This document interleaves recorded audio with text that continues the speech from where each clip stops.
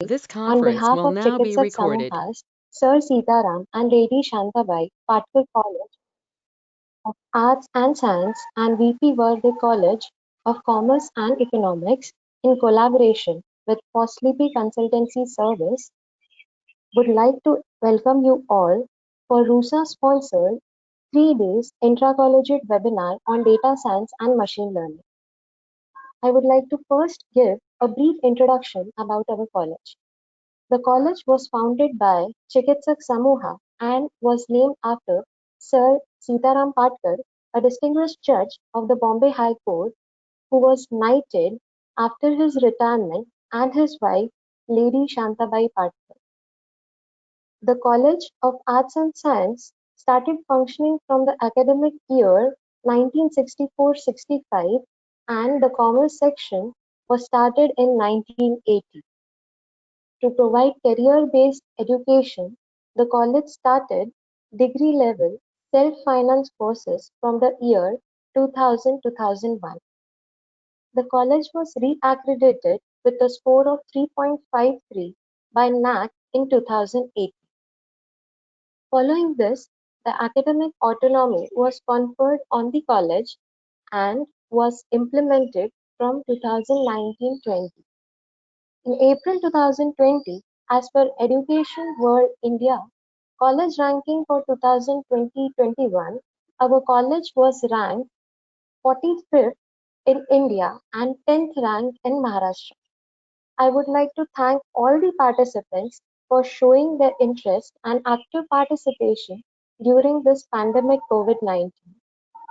Now, I would like to introduce you all to our speaker for the session, Mr. Shishir Dubey.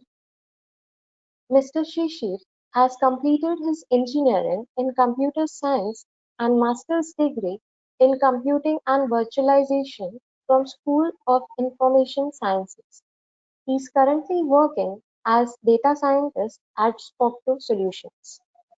Being a data scientist, he has a good understanding of programming in Python, Java, R programming, HTML5, JavaScript, jQuery, big data technologies, C and C++, including the statistical skills such as regression modeling, high dimensional regressional modeling, multivariate exploratory data analysis, aggregation methods, feature selection, and some machine learning such as random forest and artificial neural network. He has also worked under various environments like CentOS, Ubuntu, RHEL, and Windows. Today, he is going to present on the topic Introduction to Data Science and Basics to Python. So I now request Mr. Shishir to take over the session. Over to you, sir. Yeah, thank you, ma'am. Thank you. So this is Shishir here. Am I audible to everyone? Yes, Okay. sir. Yeah. So this is Shishir here, and I'm working as a data scientist at Spocto Solutions Private Limited. So for like, I would like to thank Foslipy first of all in order to provide me this opportunity to take over the session, and I would like to thank college as well in order to conduct, like in order to give me the opportunity here to present myself. For today's session I'll be starting it with the so I'm just sharing my screen in order to just check once and let me know if it's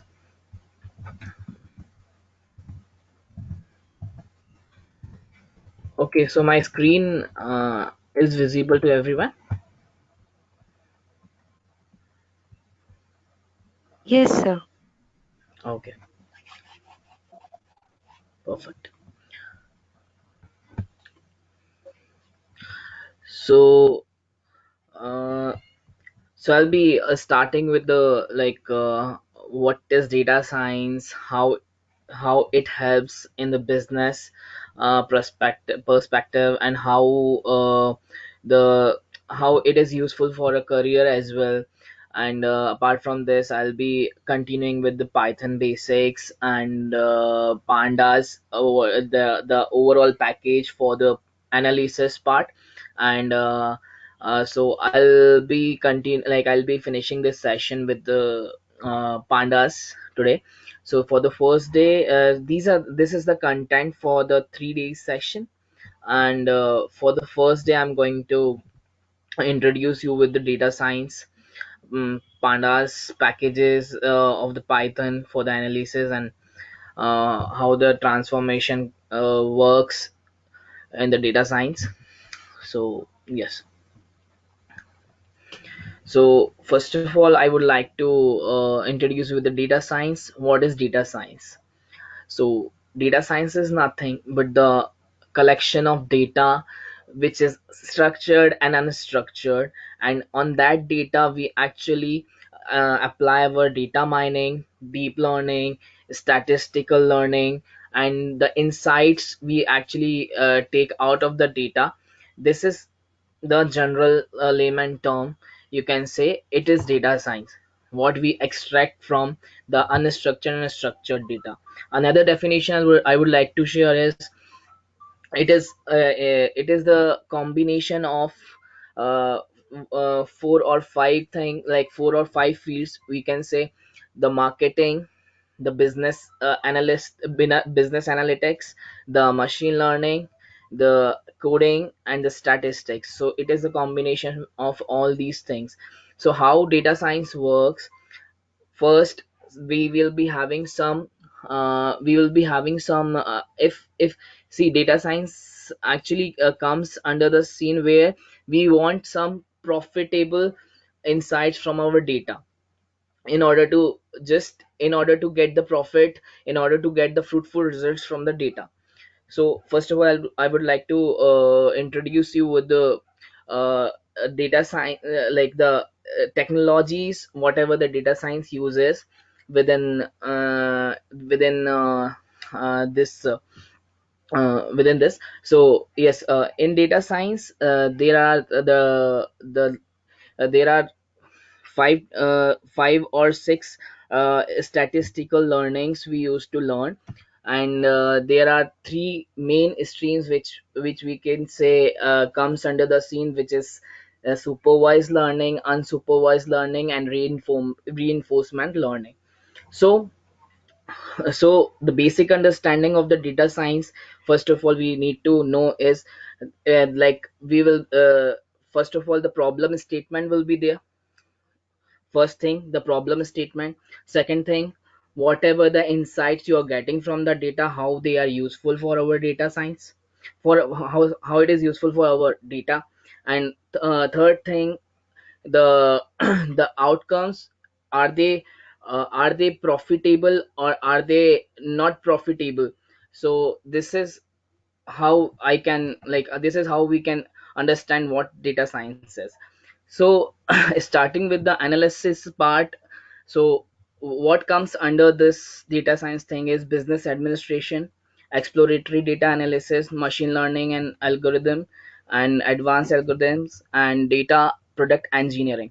So what it is meant, like what business administration means is, in business administration, uh, we would like to we will be having some problem statements with us regarding the business. Suppose you have the business regarding, like just take the example of the Flipkart. So they have the e-commerce site in which they actually sell the products, and and they compare the products, which product is more sellable on their site. So how they get to know that which product is very much favorable by the customers. So it is nothing but the data science is behind that thing, which plays an important role in analyzing their data set. So this is how business administration works under the data science. Exploratory data analysis. So suppose there are customers who actually buy the coolers or fans, but if you want to know the companies, the product just take an example, Crompton Graves, or just take an example, Usha. So in this they compare which product is more favorable by the customers. So here EDA plays an important role in order to get the insights from the data. And in machine learning and advanced algorithms, it actually predicts in future how many customers and how many uh, products of our company are going to be sold, so that we can keep the things in stock.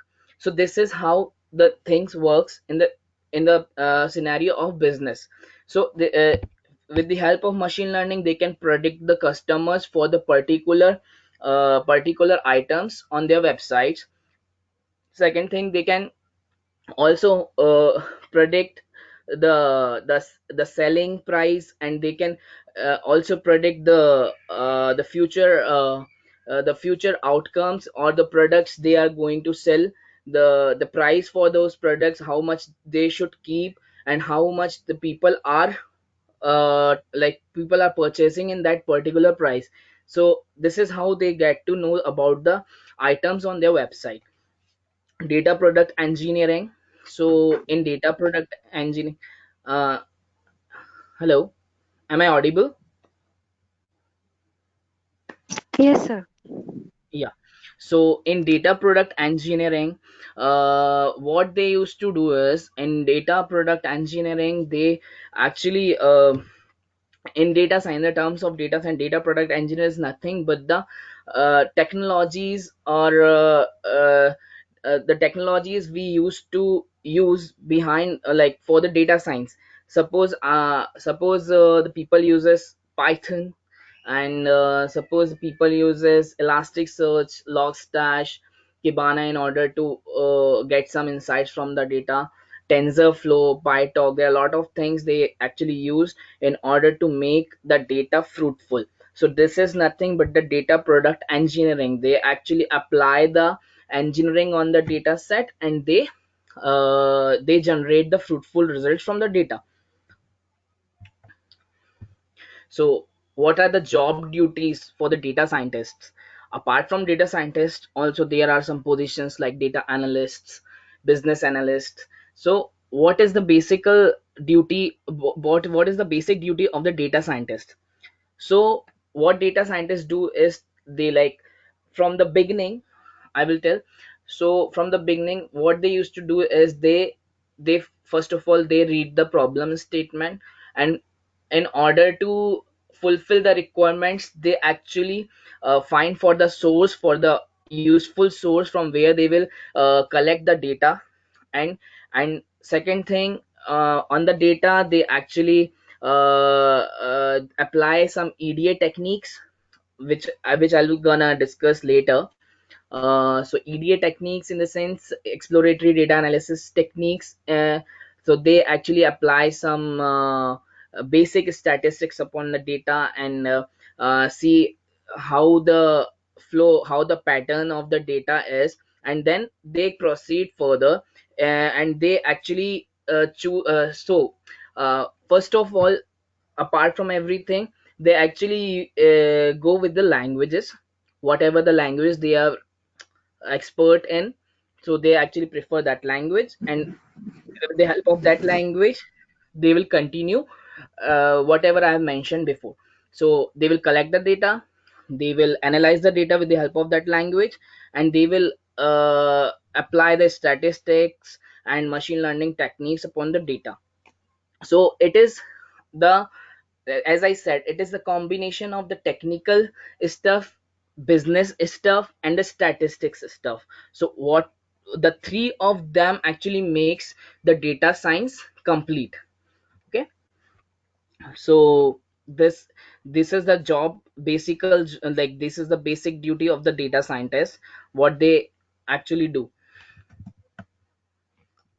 And yes, one more thing I have to mention, and in order, if somebody is saying, okay, I'm a data scientist, so he or she should know each and every uh each and every statistic technique first of all, and second thing, they should be perfect in each and every technology, whatever the technologies are coming in order to be a perfect data scientist. Assume like the new technologies I'll talk about is the pytalk coming in. So he or she should be perfect in that as well. So he or she should be aware of each and every technologies coming in the market. Apart from that, statistics. Third thing, he should be reliable with any with the language, whatever the language they are using. He or she should be perfect in that. So this is the stats for the various roles in the data science. So as you can see, data scientist is the one with the this. So this is the chart where you can see the salary and the job title.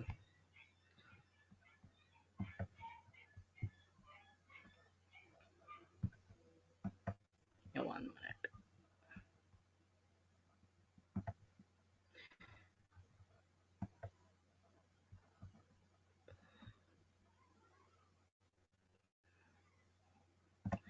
Okay, so here you can see the job titles, and on the x-axis you can see the salaries associated with each and every role.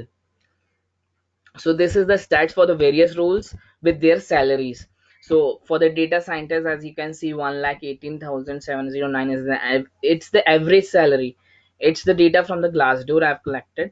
So it's the analysis on the roles. You can see according to their job roles, the salary is defined here.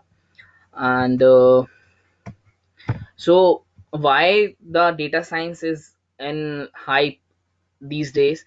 Because as IBM, apart from IBM, first of all, I will talk in general terms. So data science, why data science everywhere?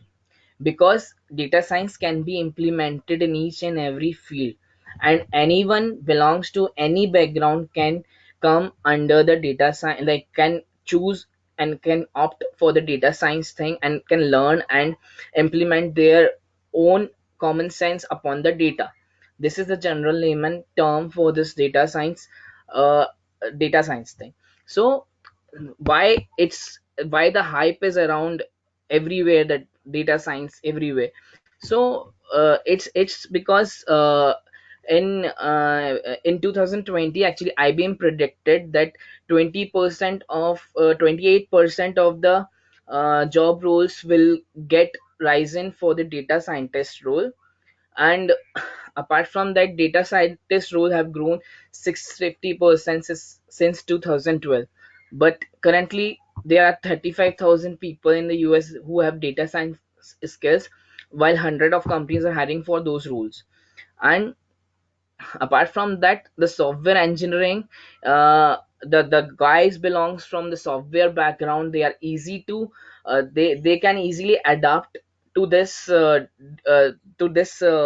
designation, because the thing is, as I said, it is the more of the technology is used, first of all, and more of the statistics. So yes, in technology, obviously software guys will be like, it's common, like software guys will be more towards the technology, so they will be fine with the technology part.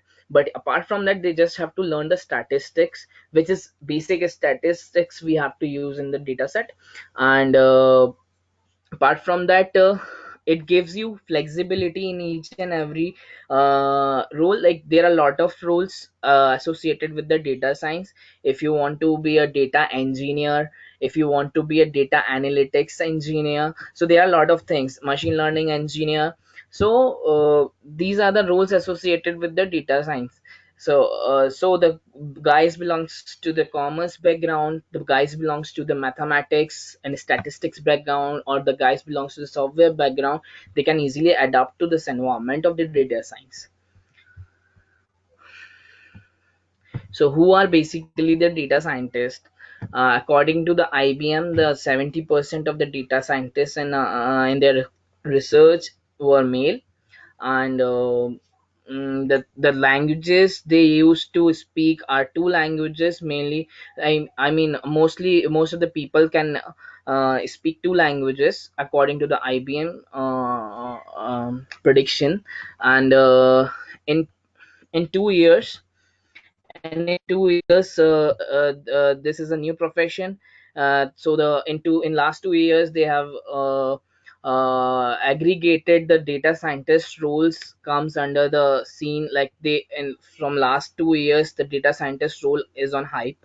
And 4.5 years who have the experience, like they also have agree, like they also have analyzed the experience of the people on the basis of the experience who is data scientist and who is not. So since on an average they have calculated like 4.5 years of experience. The guys who has the experience of 4.5 years, they are data scientists. And most of them uses R or Python. And most of them, 75% of data scientists have PhD, and 27% of them has masters, according to their analysis.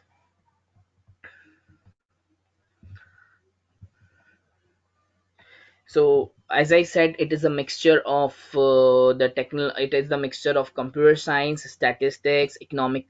So you can see the chart here, and in each and every point there is a percentage defined in this chart, which defines is that okay, 20% of the data, like data scientists, these are the data scientists in the middle of the part.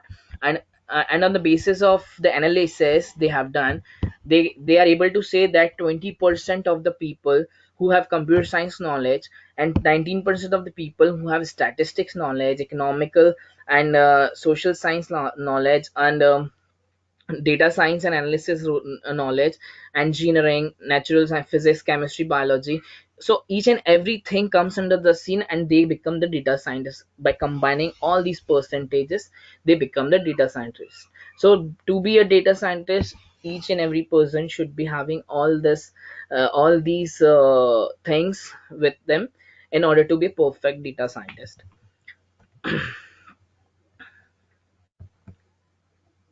Applications of data scientists. So as everybody may be aware of the stock marketing, so yes,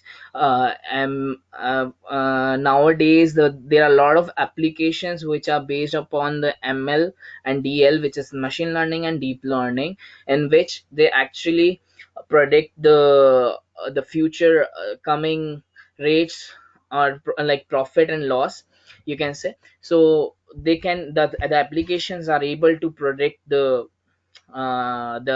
profits and loss for the applications, yeah, with the help of machine learning and deep learning. Even there is one application named Sky, like all you would have been gone through this Skype application. So yes, so Skype translator application is there, which actually uses machine learning in order to translate a conversation between the two different languages speakers. Okay, so the thing is, if the person is speaking English and the another person doesn't know to speak uh, English, and he's speaking in Hindi, so they can actually conversate with each other with the help of this application named Skype Translator, which uses machine learning in the middle of and as a mediator. So machine learning actually translate the conversation between the persons, and it actually translates each and every word spoken by each and like the two different persons, two persons who speaks different languages. And second is the fraudulent Skype users. So it also uses, Skype also uses the fraudulent detectors in order to identify which person is like spam, like which person is uh, which person sends spam messages, or who uses the payments they use is the fraud payment, or the right payment they are going to use. So it actually detects that thing. It's very interesting. You can go through the application as well. if you want to know more about it. So the life of the data. Hello, sir. Yeah. Hi. Sorry to interrupt. Sir, could you please present your screen so that it would be clear, full screen? Yeah, yeah, sure, sure. I don't know, I'm not able to present it.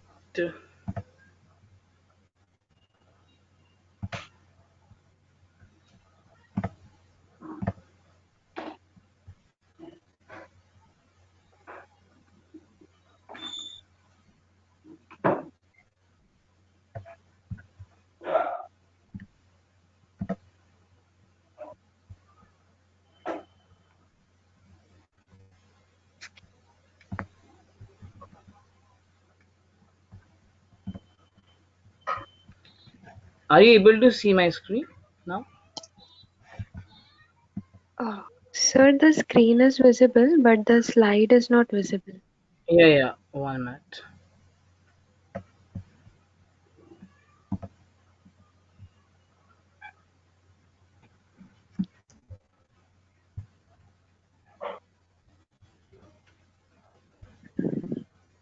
It,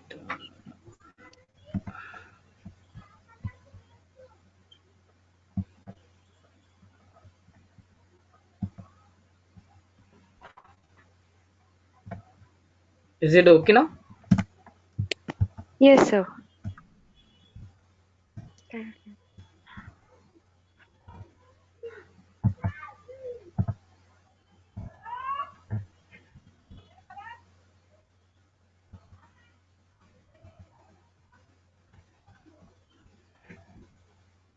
Okay.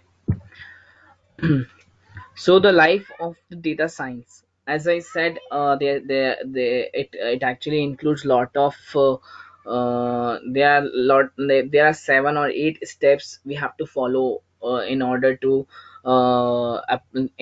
get the results from the data science. So first is the business understanding, which is the problem statement we used to get from the companies. So we have to understand that and this is the first step. And the second step, we actually gather the data from the data different data sources, and then we actually clean that data, because there are a lot of constraints in, like there are a lot of constraints present in the data. So it actually interrupts us in order to get the good results. So 70%, as being a data scientist, I actually invest my 70% of the time in order to clean the data. And then in order to get the good results, then I explore it, then I apply some engineering. Feature engineering is nothing but the inclusion of more and more variables into the data in order to in order to increase the variance and decrease the bias from the data. So what happens is, if the data is less, then bias will be more and the variance will be low. So I'll make you understand about these terms later. But yes, variance is nothing but the variability in the data. Like say if you have the data set of the football players, so there will be football players who actually play on the uh, extreme extreme position. You can say Ronaldo plays very good, apart from different player like from apart from different players, Ronaldo has some different image in the terms of the football. So yes, that will be considered as an outlier. So that outlier actually gives us the bias form in the data. So what happens is, during the analysis part, it actually gives us the biased result, which is not good for our which is not good for our data set and the results. So for that, we actually apply the feature engineering. And if we what feature engineering does is, it scales the data in a way which actually makes it normal in in the terms of data science. So after applying feature engineering, we actually predict. the values, whatever the values are required to predict like we can predict the house prices. So take the example of the house prices. Whatever the house, like in coming 5 years, what will be the price of this particular flat. So this is what we used to speak about the predictive modeling. What it used to give is the prediction of something for forthcoming years, or forthcoming whatever the like whatever the requirement will be there, so it will predict that value. Apart from that, data visualization is the main part, which actually in for the general people, actually data visualization only works in order to let them see, okay, what is the science behind, like whatever the science we have implemented. The clients, they are not interested in that, but they are interested in the results. So the data visualization is the important part, where the clients are satisfied by seeing the charts and graphs. Okay, this was the value in the 2007, and in 2019 it has increased to this to some other value. So this is what the data visualization actually gives us, the clear view of the data. So as I said, machine learning has broad potential across industries, and it has a lot of use cases. So you can see here, the in the graph, there are agriculture, finance. So then this is the dot plot I've just created, bubble, you can say the bubble chart. So it's agriculture, finance, pharmaceuticals, automotive and healthcare, public social. So all these things actually, each and everywhere machine learning and data science is being used nowadays. So these are the fields. You can just say that, okay, in each and every field it is visible, machine learning is there, they have used somewhere that machine learning thing, right? So these are the use case, like these are the fields where machine learning and data science implies. So these are the libraries we are going to use in order to proceed further, like numpy, pandas, and scikit-learn. What numpy does is a python library, which actually allows us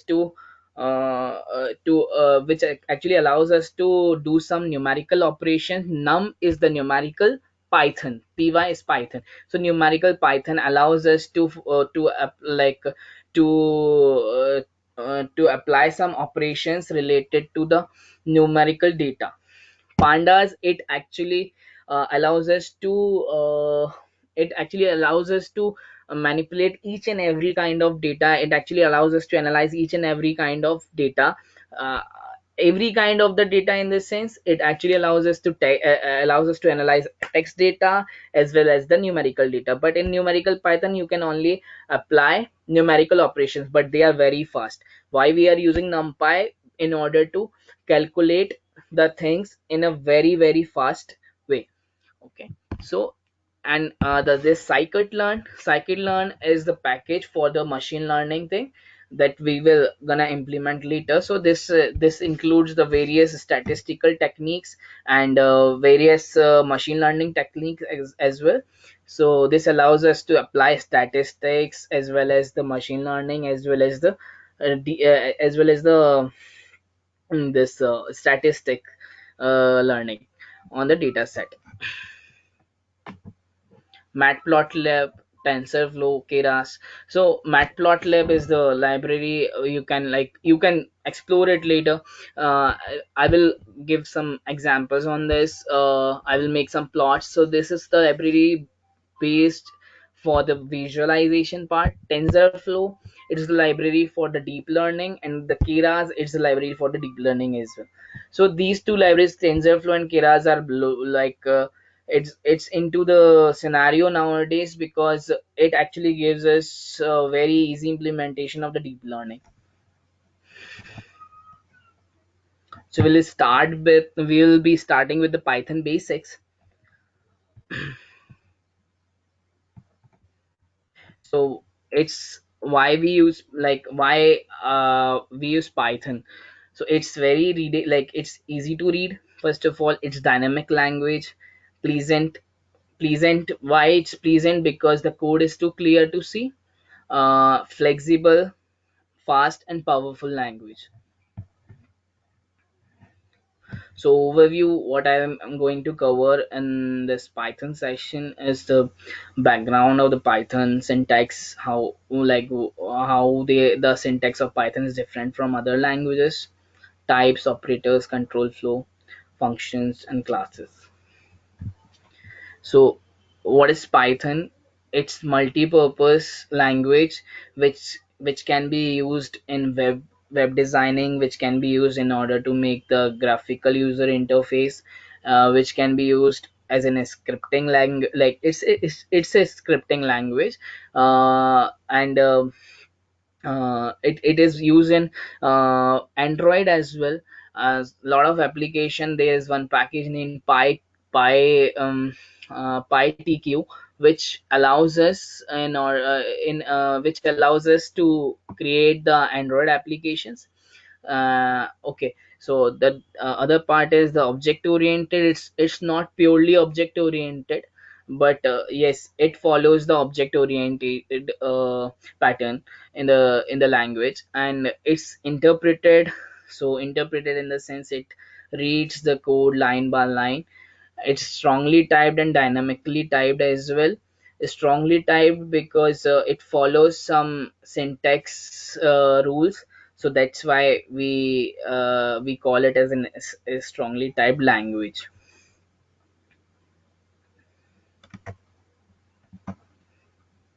So as as you can see here, the focus on one minute.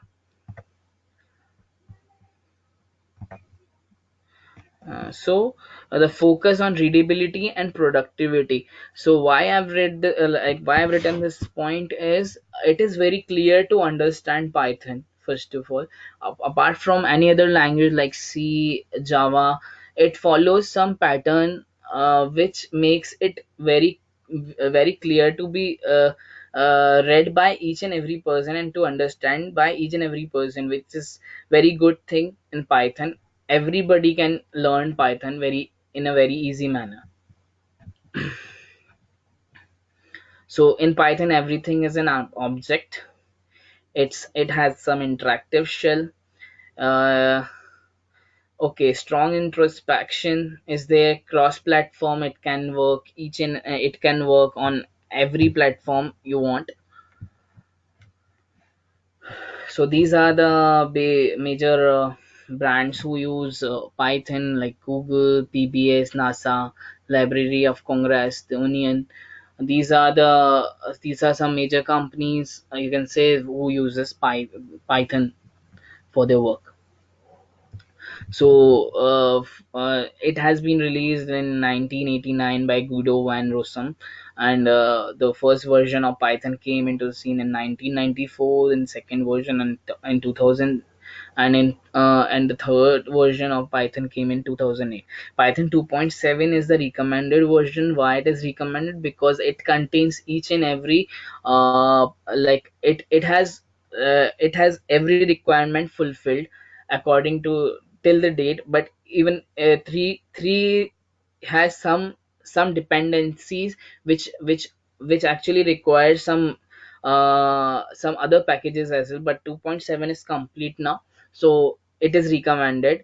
But nowadays, of course, like people love to use the new version of the language. So like me myself use, like I myself use the 3.6 version of Python. So syntax. So this is the first Python it is program of the hello world. We can, so the first line actually what it says is it's a shebang operator. First of all, hash exclamation mark, and this is the location where the Python is located. So this is, we define, this is the standard format. Like the standard format of the Python is PEP 8. which Python follows in order to follow the standards.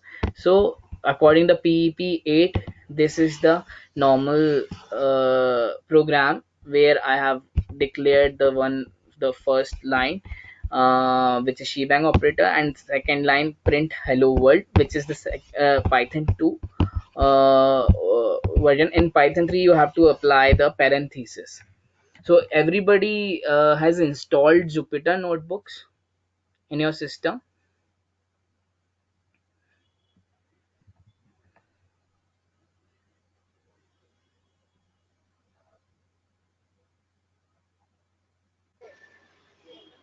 Hello, hello.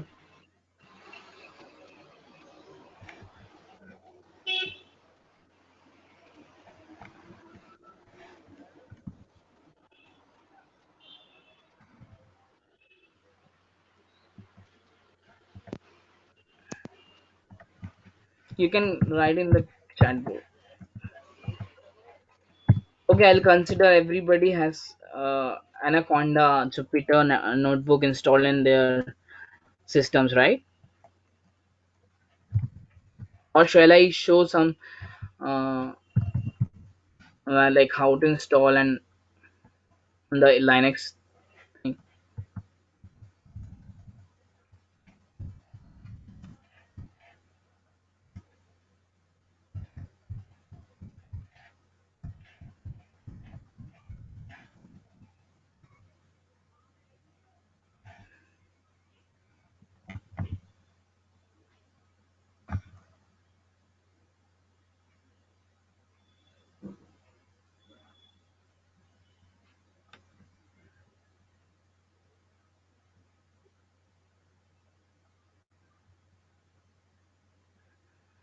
Okay, sure, I can show.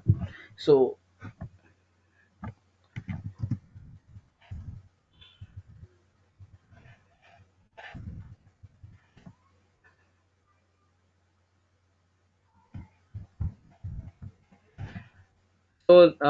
my system actually it's Linux. I have which operating system you guys are using in your system? Could you please write down? So the majority of the part, if using Linux, so I will continue with the Linux installation first of all. Okay, I'll show.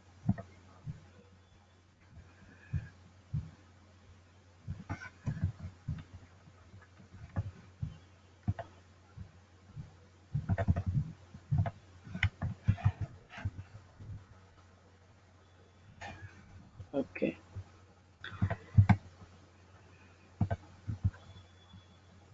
so this is the sh file you can see of if you guys are using Linux operating system.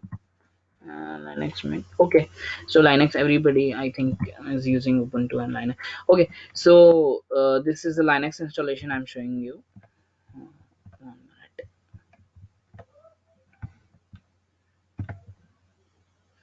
So wherever you have downloaded the sh file for the Anaconda, just open the terminal over there. Just right click on the blank space, open in terminal,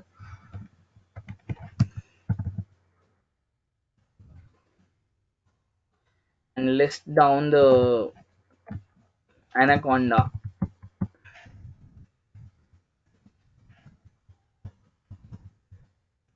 ls just write down a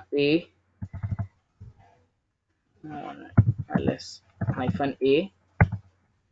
So here you can see the list of the files available in that particular directory, and to install it you can just write sh anaconda.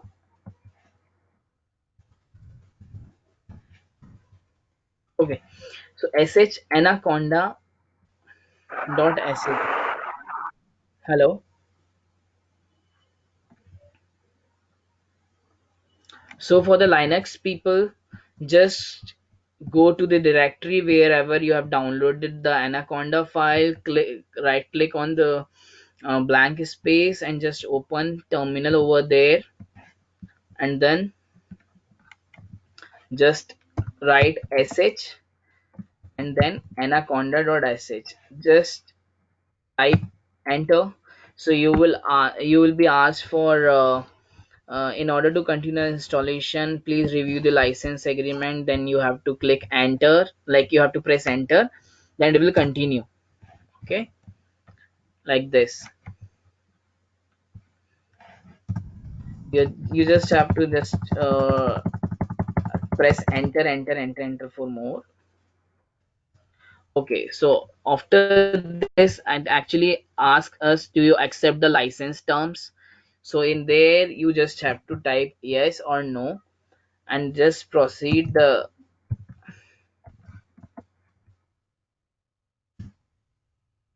Okay, so it's asking if I should like if the terminal should install the anaconda in this particular and on this particular location. So you just have to write yes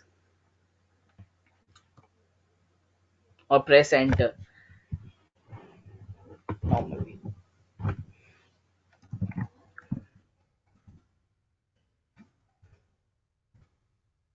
And on the messages, you can just, if you're facing some issues in installing, just type the things here in the chat box. So I will let you know how the.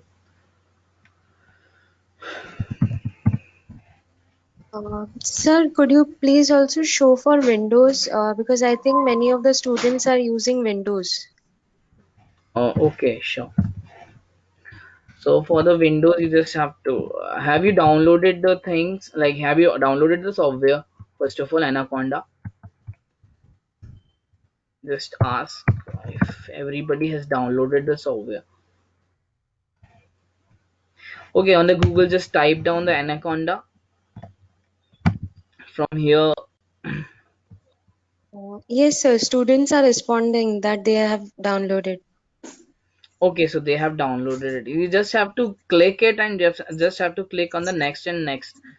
It will easily be like it will get installed easily. Just click on the exe file down you guys have downloaded.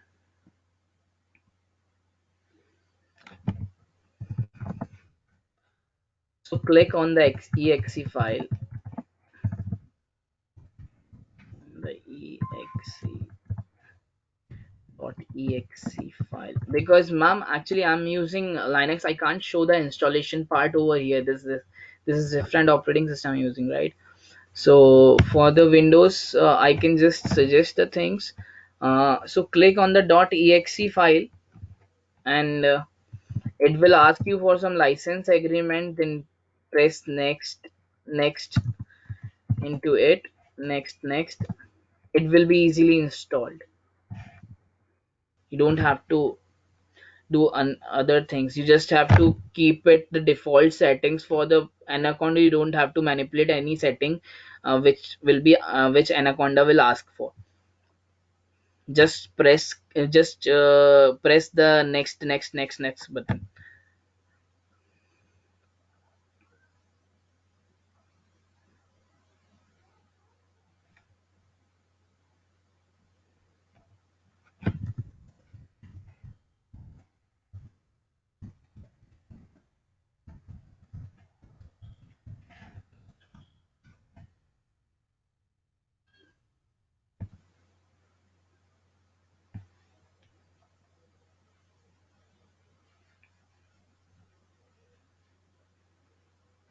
Okay, nice.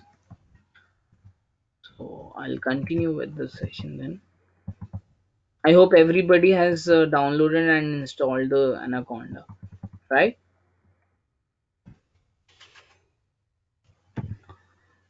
So even I'll open it here. Students, you can reply in the chat section.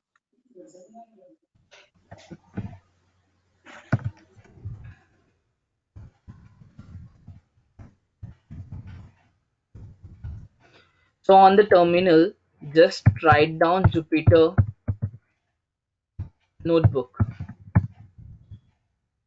That's it. Jupyter hyphen notebook for the Linux users. And for the Windows users, directly you can open it as an application. That will be from start bar, press a start bar and search for the Jupyter. It will be easily visible after installation. So yes, this is my Jupyter notebook I've opened up. So for the new notebook, as I have Python 3 installed with me in my system, I hope each and everybody has Python 3 with them, right?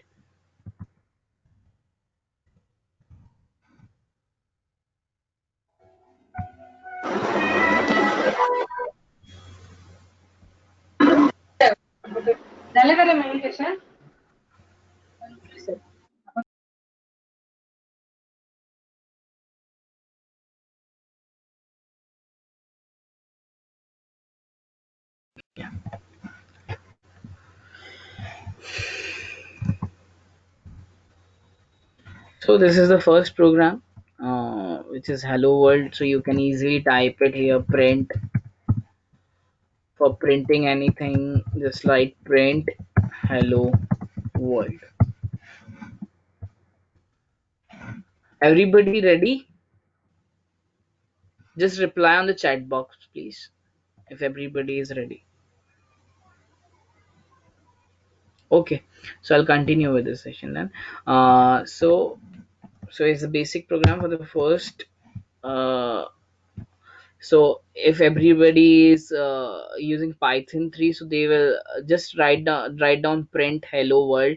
So you'll be able to see this output hello world. And if for the Linux users, apart from this, and for the Windows users as well, uh, the basic IDE for the Python has been installed with the with you have installed the Anaconda, right? So the basic IDE for the Python is also been installed.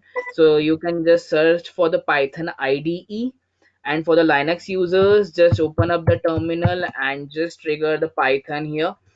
So the default Python comes with the Linux is the 2.7, which we are not going to use. We are going to use the Linux 3, which is Python 3. Oh, sorry, Python 3 we are going to use.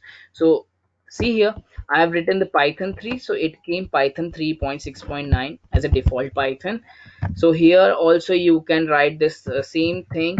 Here we are using Jupyter. This is an ID for the Python. So yes, I'm continuing with it. But yes, in order to be a good programmer, you should practice the things on this terminal, right? So print hello world. Just write down the things here. The same result you will get here as well, right? Okay.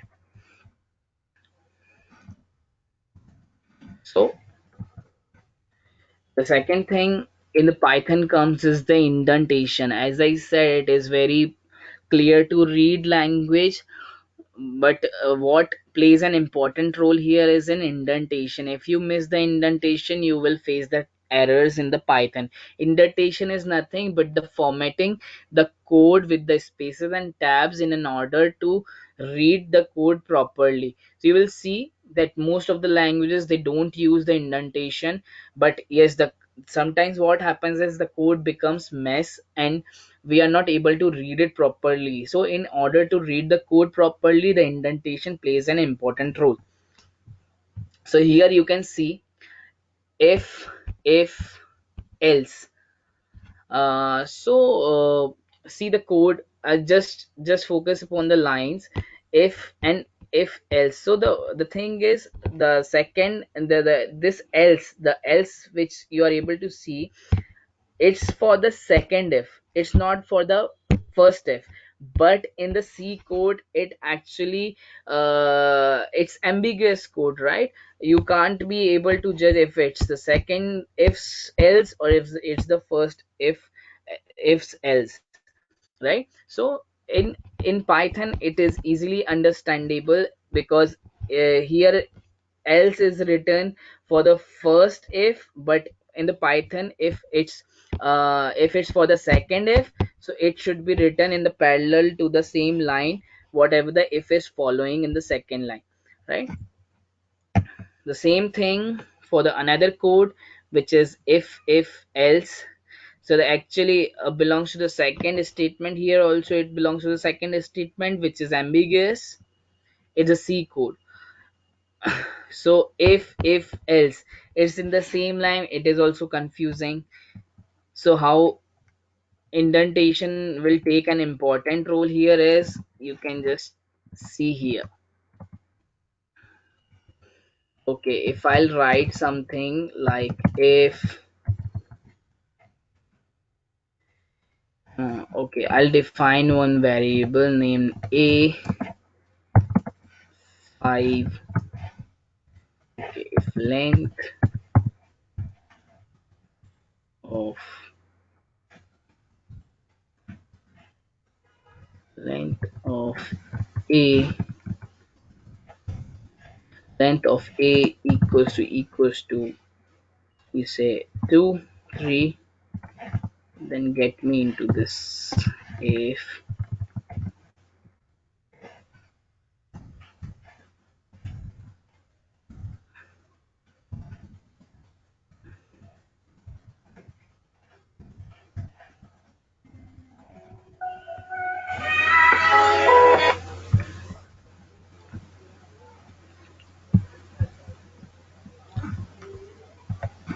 if length of 1 minute. uh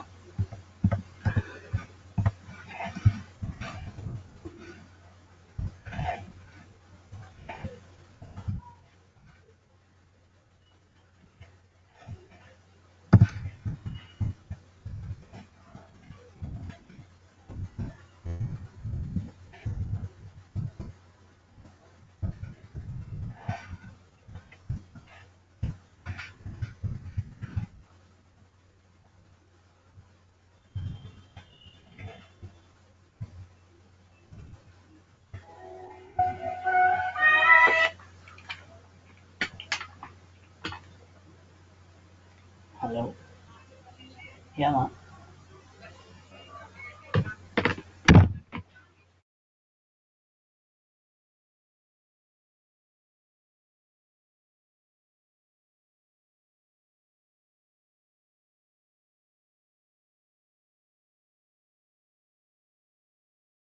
हाँ अभी तो मेरे को time लग ही जाएगा आज मैं तो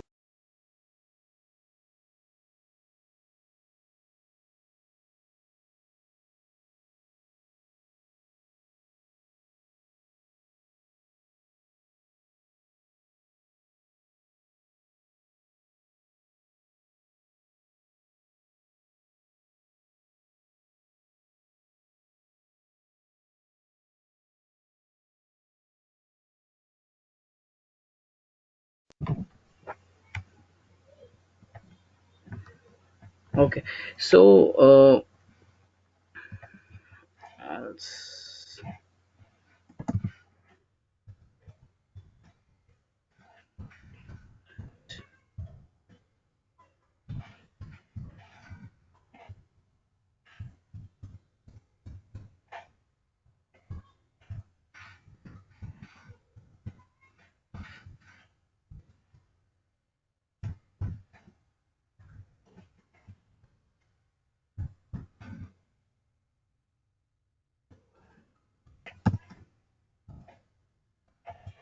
okay, so here you can see the if, the first if is clearly associated with this else, and this if is clearly associated with this else. So this is what indentation, where the indentation plays an important role.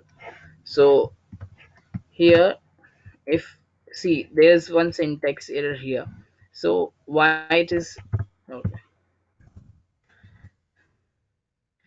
see, this is the indentation error it's giving, right? Why it is giving? Because somewhere the indentation block is not properly closed. So you can see the print I have written, the else part I have written here, but it's the print I have to write it by giving some space or tab space here in order to get it print, in order to remove the error. So see,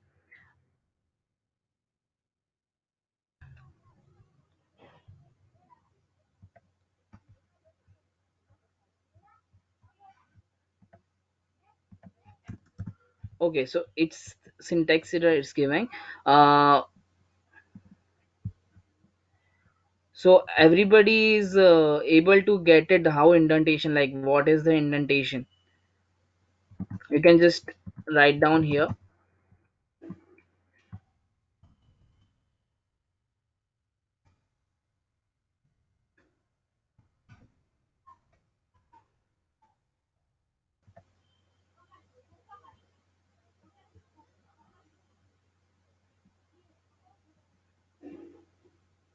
Yeah, it's okay, it's fine if it is redirecting you to the local host.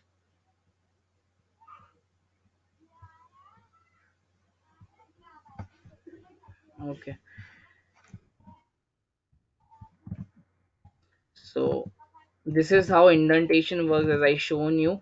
If I'll just correct this code, if I'll just write here the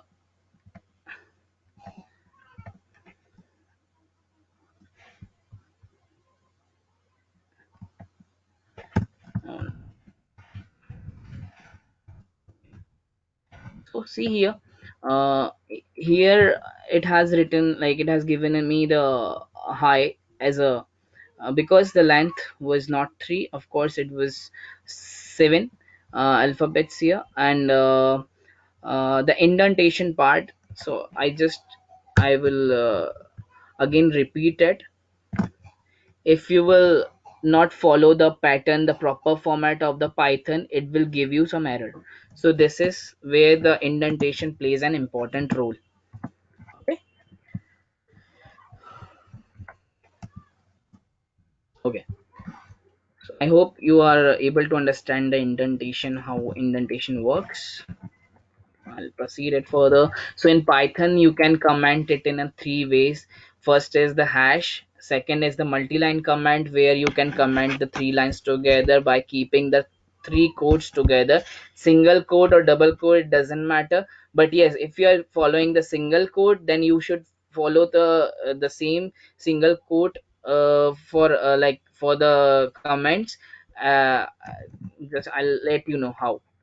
So if you want to comment something, so it's commented, it will not get printed, or it will not get give you any error. And if you want the multi-line comment, hi, I am Shishir, hi, I am a data scientist. Okay, good to meet everyone. Okay, so this is the multi-line comments. I have just commented it here. So what multi-line comment actually gives us, if you want a function to explain its functioning, so in that terms we actually use this multi-line comment. Apart from that, we can simply use the single line comment. And apart from this also, you can use this single quote, the quotes here. So it is also a comment. And one more thing I wanted to let you know, the thing is, if you will comment the code like this, it will throw an error, because uh, the same code you have to use here as well, in order to make it commented. Okay, so this is how you comment the code. And for this string also, you use the single quotes and double quotes for making. If I'll Okay, I'll let you know in the next part. Okay, this is how the comments works in the Python. So in Python, there are different types of data types. First comes is the strings. So here I already have mentioned the in the comments that these are the comments. Even you can use them as a string. If you are using quote, they will be considered as a string. Okay, so here in this example of the strings, you can see now, well, stride, that's me. Like some name is there, this is also a string. uh, home, the single comment, the multi-line comment, and the same multi-line comment with the double quotes and with the single quote. The sites, here you can see the sites. It is also multi-line comment but with the single quote. It is also multi-line comment but with the double quote, and it is considered as as a string. Okay, so in Python, the major thing is like the string can be concatenated very easily. See, if you will write, uh, okay, just take this, a Shishir, b my surname. I'll just type it here, Dubey. Okay. So if I want to concatenate these strings, I can do it easily here. You can practice it in parallel as well. Okay, so the hands-on will be very fast and parallel itself. So a plus b, it should give us shish. So why I haven't executed this code, that's why I've got this error. So yes, see, here the strings are easily concatenated. If you want to put a space between these names, just simply add the space here. Okay, so see, you can easily concatenate the strings in Python.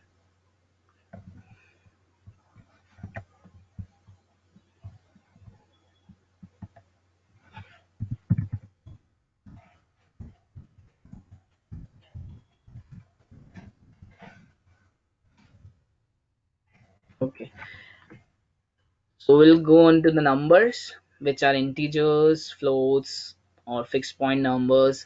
So in Python, if you have a string as well, so you can convert it as an integer. And if you have a string which contains the float value, you can convert it by just typing the float. And fixed number also being converted here, and so I'll show you how integer works. A is equals to 5, okay. B is equals to 6. See, simple mathematics we will do is to like just add them. So the simply we can add them and store it in the variable called C. So it's been stored in the C. So you can, if you want to check the value, so you can just check the value like this. C is equals to 11. Okay, and one more thing, as I said, if you have the string containing some number, you can easily convert it by writing, because this is a string, right? And you want the number, like it, you want some, assume you have a as a 5 and you want to add it here. It will throw an error because string and integer can't be added or concatenated. Okay, but here if you want a number to be added, you just have to write it like this, 45. It will be considered as an integer. And again, if you want the same number, like the string, to be converted as an integer, you just have to write down like this, integer 45. Okay, so this is done. So same for the decimal number, you just have to write the number, decimal here. And of course it will give error because it's in decimal. See, it will give an error of the invalid literal for int with base 10, because we are in the string, we are giving it as a decimal, but we are using the data type int, which is not feasible here, which will not work. So you just have to write down float, so it will give you value here.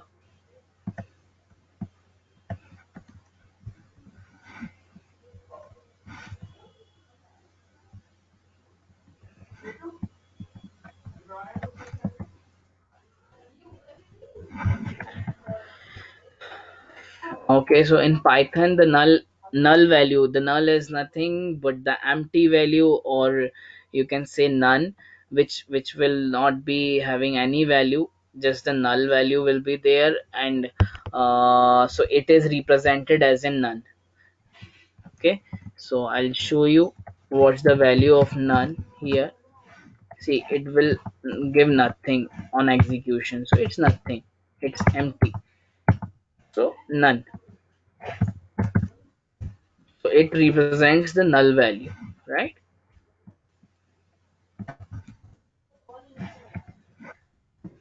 So, proceeding further with the lists, the Python contains the list. It is a 2D array.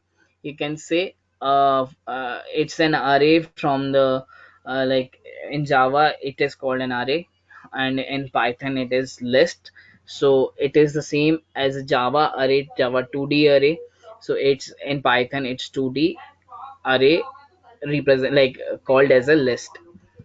So the lists, you can here you can define the list as the blank brackets here, blank square brackets. So this is how the lists are being defined, and we are saving it in the variable name favorites, in which it contains the empty list.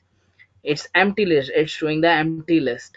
Okay, and we are appending that empty list with the number 42, and then we are extending the same list with the Python, and this is the value true. Okay, equivalent to what it will be like, what it will become is favorites equals to 42 Python and true. So let's try this. We have some a list called uh, uh, birds, which is empty. Okay, if one more thing about the Jupyter, if you want to add the cells in between in order to, if you have missed any code in between, so you can easily add these cells from this insert below cell. Okay, so this is how you can add the cell here. And apart from this, one more method is there. You just have to click on the side of the in here, like this, on the left hand side, and just type A. So it will add the cell above. If you will type A, if you will write B, then it will add the cell below. Okay, so you can just see here, if I'll write, and the colors also changes.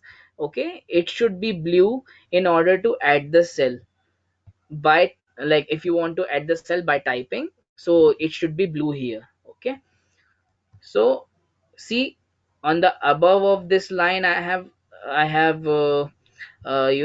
created one cell. On the below of this line I will create one cell. So this is how you can create the cell in between. This is the good feature of the Jupyter notebook, and it is mainly used actually for the for checking the piece of codes in very fast way. Okay, so where are we? Okay, so I've created the list name birds. Here I'll continue with the extension or the appending of the list,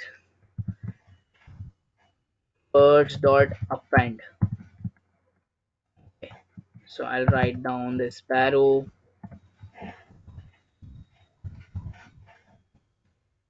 kingfisher. And the interesting thing is, the list here can contain the multiple set of data types. Okay, so you can also add the integer here, you can also add the float over here. There is no restrictions on this. Okay, so I am appending the list with all these values.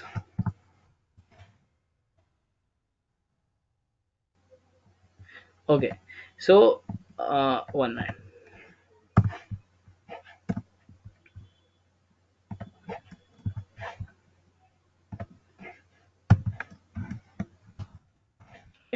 So append actually takes only one argument. So here you can see it's a multi-dimensional array now, and it contains the sparrow kingfisher 565 as my first list. Okay, and if you want to access the elements from the list, you can just write down like 0, so it will give you the first element from the list. And in the simple terms, if I'll create just the uh, just this part, okay, I'll implement it again. i'll uh, I'll execute it again. Okay, so now birds contain just the sparrow, right? This is the first element. So in Python, the number, the indexing, it what is it called is indexing of the list. Indexing is nothing but the index of the particular element. Okay, so sparrow is on the 0th index of the list. So sparrow is on the first according to us, and according to the Python, it's on the 0th index. Okay, so the same thing, again I will append it. I'll write, if you will execute it, the like if it you will execute it again, then it will only contain a sparrow again. So I'll just like depart it from here, and just I'll write kingfisher again in order to add another element. Fisher. Okay, so here on the 0th element, that the sparrow is there. On the first element of the Python list, we have kingfisher in here. So in order to access the list, you can just index it by any number, right?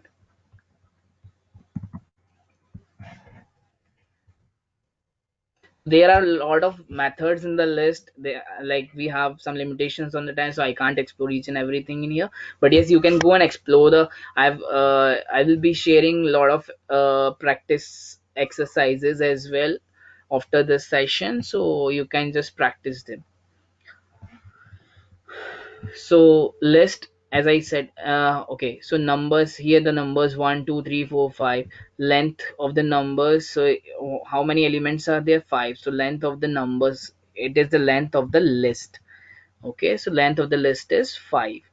Number, as I already have told you, like the 0th element, you have to if you have to access the 0th element of the list, you can just write down like this, number 0, and you can access this first element of the list. And if you want the numbers from 0 to 2, so it actually works upon the n to n minus 1. This is the 2 minus 1th index. Up to 0 to 1, it will gonna take the numbers. So I'll show you this as an example. Okay, so I will also append one more name here, parrot. Okay, so birds, again I will check if it's added. Okay, so on the second index we have parrot in here, right? So now we have 3 elements in our list, right? Sparrow, kingfisher, parrot. So here I'll check first of all the length of the list. So it should be 3, right? So it came 3. And now I'll also let you know about how to access multiple elements. As I told you, we can access, like we can access single element like this. But what if you want some range of the elements? Okay, I'll say like I want the elements to be shown up to up to the you can say sparrow.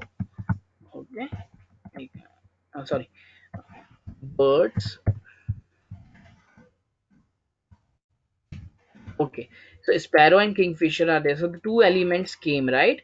So why 2 elements? Because it actually starts from 0, but this index 0 1 2, you will be you will be in confusing mode right now, because you may be thinking of like the three of the elements should come, right? Because I have written 0 to 2, 0, 1 and 2. But why they are not coming? Because it works upon the n minus 1th index. Zero, the range takes the index, like if you will write 0 to 5, then it will take the numbers up to 4. Okay, so it works upon 0, n minus 1th index. So this is why this is giving two values for now, like words. I want the range of the words from 0 to 2, so it is giving kingfisher. If you want parrot as well, so just simply write 3 here. You will get parrot also in your in your output. This is the basic operations you can apply on the lists, and you can explore it again. Okay, so I already have told you about the positive, this positive indexing, right? There in Python you can also index the elements from the reverse of the list, right? And the reverse part you can see like -1, -2, -3, you are able to see, right? So -1, -2, -3, what it explains is like you can access the list from the last element as well. See, I'll show you this how. If you want the elements to be printed in the reverse order, so just follow this negative indexing, which is called negative indexing. Just write this birds, so it will give you the last element, and it will leave everything. If you want everything to be printed apart from parrot, just write like this. So this parrot will not come, only kingfisher will, like sparrow and kingfisher will come, right? If you want the elements to be okay. One more thing I want to explain here in birds. If I will write I want the element from 1 to 2, okay, kingfisher is coming, but with the step, okay, I will just write down like 2 here, or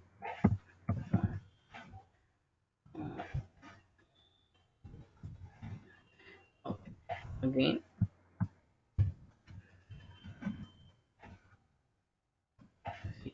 it is giving error because see what I'm trying to do here is I want the numbers to be in range of 1 to 2, and I want this to be in the step. This is the step in indexing. There is this is the range, and this is the step, how many steps you want to skip. Okay, so see, I have just skipped one step from 1 to 2. Okay, I'll just ask the 5 and just skip one step. Okay, so it will gonna print kingfisher and parrot, and it has skipped the sparrow here, right? Because I haven't took the indexing from 0th. Okay, so this is how it works. And in negative indexing, I was showing you guys. So in negative indexing, just type -1 here. See, you will get the last element of the list. The same if you want to access the second last element, just write -2. If you want to access second last third element, then it is sparrow in here, right? And if you want the element to be from minus, so see what I'm asking it for is from -3 to -1, right? So it is giving me sparrow and kingfisher. This is how you can uh, apply the operations on the list. Okay, so tuples, what is the difference? Like first of all, tuple, what is a tuple? Tuple is a sequence same as a list. Whatever we have seen here in a list, 1 2 3 4 5, the same thing we have to do in the tuples as well, but the changes comes here is instead of the square bracket, we will just apply the parenthesis here. We will enclose it with the parenthesis. Okay, so here you can see the tuple with the round brackets, right? Which is parent, like which we used to say parenthesis. So the tuple is closed with the parenthesis. Physics, chemistry, 1997, 2000. So this is one tuple, second tuple, 1 2 3 4 5, third tuple, a b c d. So this is how you can define the tuples. But the major reason to not to use tuple is it actually you can't mutate it, you can't change the, once the tuple is created, you can't add a new element in the tuple. But in the list it is not the same, it is mutable. But tuple is immutable. That is the major difference between the tuples and the list. But on the other hand, tuple uses the less memory. So in order to get the performance better, if you are using the same, like if you are just using the fixed data set, if you don't want to manipulate it, so go with the tuple. If you want some manipulations in the data to be done later, so you can use lists.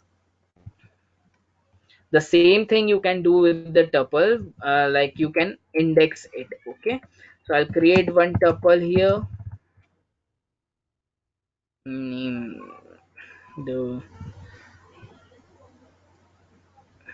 dishes.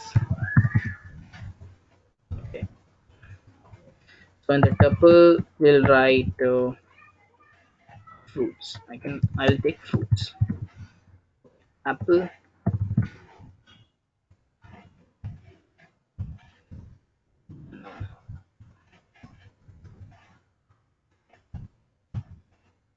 orange. So here in the fruits, if we'll check, so this is the tuple. And if you want to check the data type of the variable you have created, you can just write type here. It will give you tuple. And for the same for the list, if you will type uh, if you want the type of birds, the birds was name of our list, so it's a list, right? This is how you can check the type as well. And the same thing, as I already have discussed, the append operation, you can append in the list, but you can't append the things in the tuple. Okay, but yes, the same you can do if like the slicing thing. The slicing you can do in the tuple. If you want the element, the first element, you can just type it like this, second element and third element from the tuple. Sorry, second. So because we have three elements and Python indexes the data from 0. So 0, 1 and 2. That's why it has given me the error of that tuple index out of range, right? We don't have any other element present after the oranges, so it contains only three items in the tuple, which are starting from 0 to 2.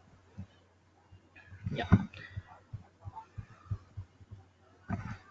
so we'll proceed further with, as I said, tuples are immutable, which means you cannot update or change the tuple values of tuple. You are able to take portion of the existing tuples to create new tuple as the following example. See here, you are having two tuples in tuple. Following action is not valid for tuple. See, if you want to manipulate the zeroth index of the tuple, you can't do it. See, I'll just show you. In the list, if you want to change, first of all, I'll give you the example of the list.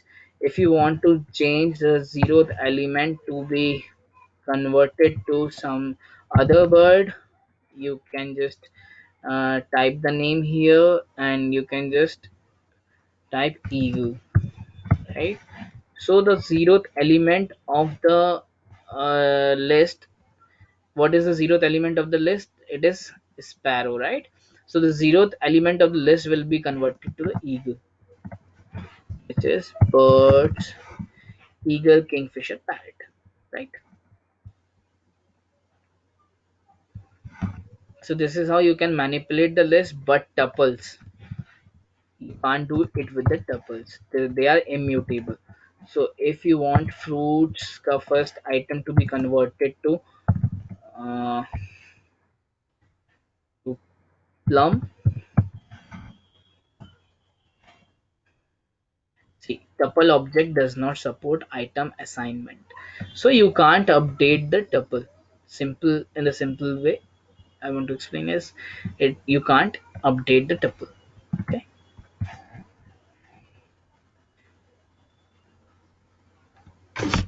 So it's a the delete tuple,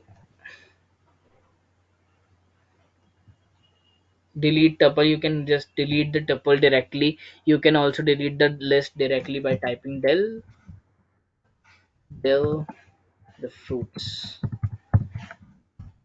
Okay, the tuple is being deleted from the environment. So you can just, if you want to check if fruits is still there, you can just write fruits here. Name fruits is not defined because we already have deleted the fruits here, right? So the same thing for the list, delete birds and do it like this. And the same thing, if you will type birds here, you will face an error that name birds is not defined. So this is how you can delete the objects in a Python. Each and everything is object, so you can delete these objects like this. Okay. Basic tuples, if you want to check the length of the tuple, if you want to add the tuple, concatenate the tuple, you can do it.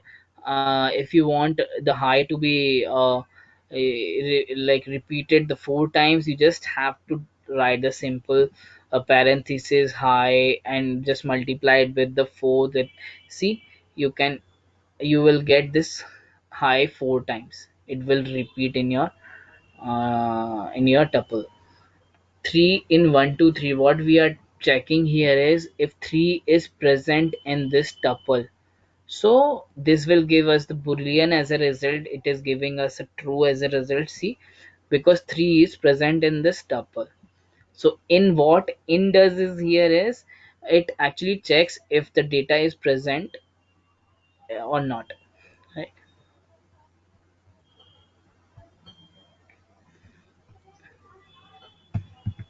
So for x in 1 2 3, one,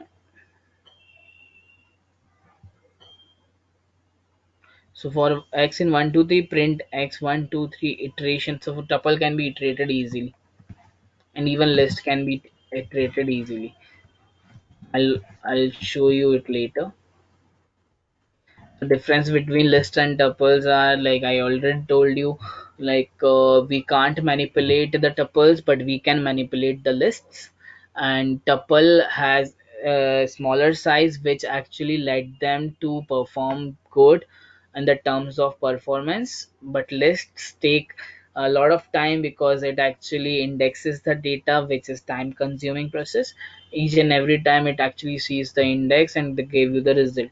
So this is time consuming. List is time consuming, but yes, the benefit of the list is you can use multiple data type, like multiple data types in within a list, but in tuple you can't. And in tuple, no, in tuple even in tuple you can do that, but yes, in tuple you can't change the things, right? Okay, so let's proceed further. And in tuples also and in list also you can index the data easily. Okay. Slicing, as I told you, the slicing is the start and end items start through. And see here, the as I already have discussed this here in our example, what we did is,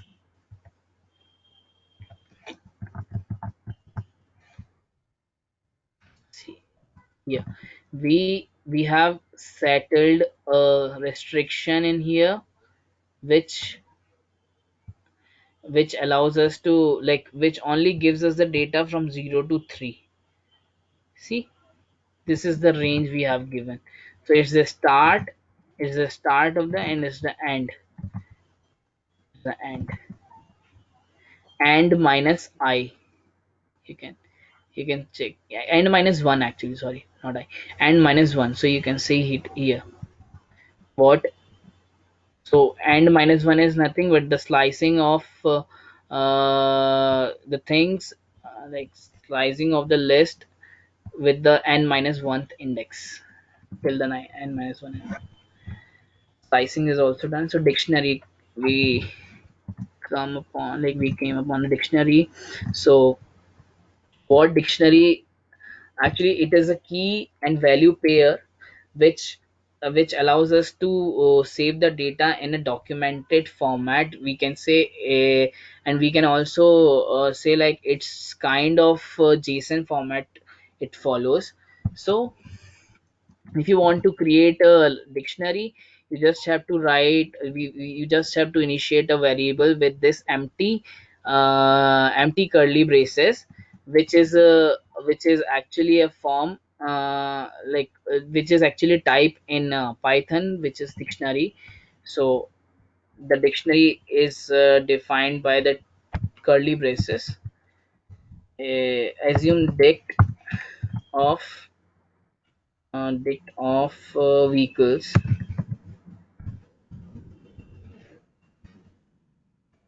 which contains an empty dict, or uh, okay, which contains an empty dict of vehicles.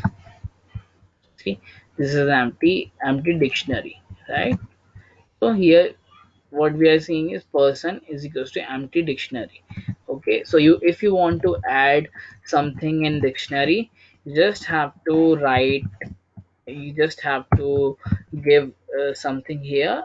Okay, I'll give the name of the vehicle, company Honda, and in Honda I have price tagged in. So I'll add Honda in my dictionary with the price of, you can say, 8 lakh,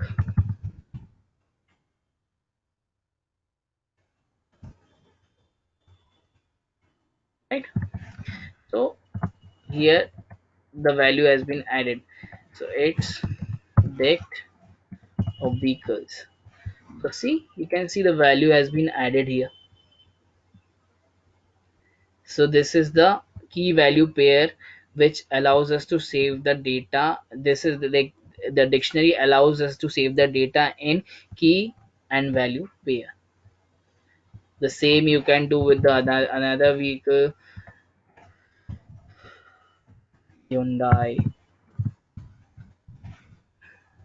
is equals to,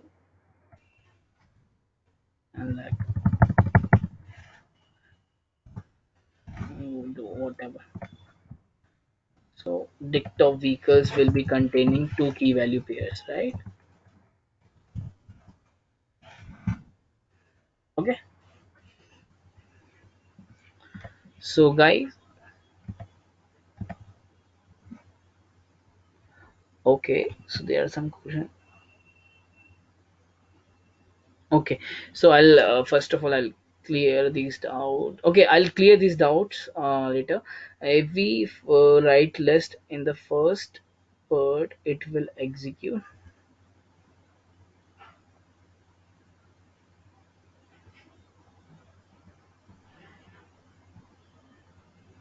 Hmm, I'm not getting you. If we write list in the first part, it will execute. What you want to ask? I'm not getting you. Sir, how the append is working? So append, what append actually in the list?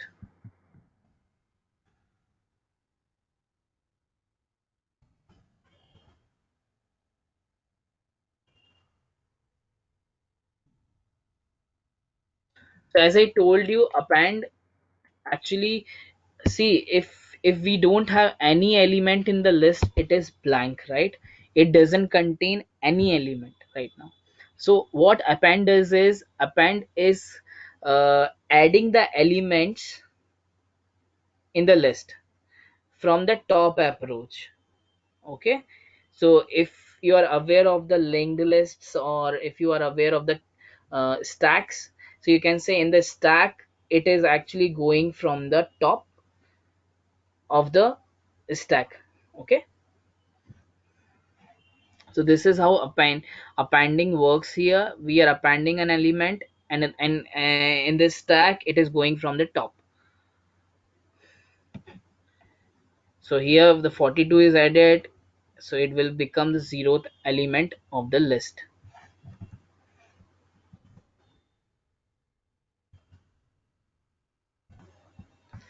Okay, just what is the work of append? We can add it directly. Yes, append is used because why we are using append is we can directly write the elements in the list. There's no issue, right? This is your concern, right? So we can directly write the elements in the list. See here. Okay, I'll define one list named animals, in which I'll add tiger, elephant. Okay, so here you can see I'm directly mentioning the items in the list and I'm executing it, so it is added. So if you want to see what are the elements in the list animals, you can see tiger and elephant. What is the sense here to use append is, what if you have missed an animal from like what from wherever you are adding the animals, and if you missed one particular animal named fox, suppose you have missed the fox, right? So you just have to write here, like, sorry, you just have to append here the list with the fox. this is how this is how append works. This is what append is meant for.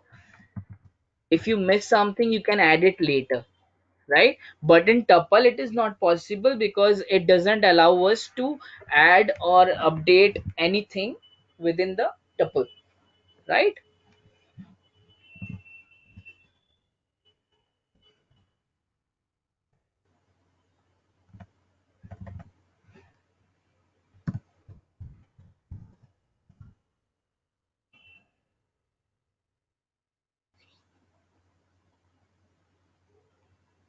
Okay, you want to add the element at the end of the list, so it's simple. As I told you, it's based on the index, right?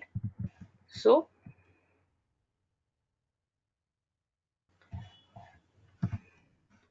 on the minus,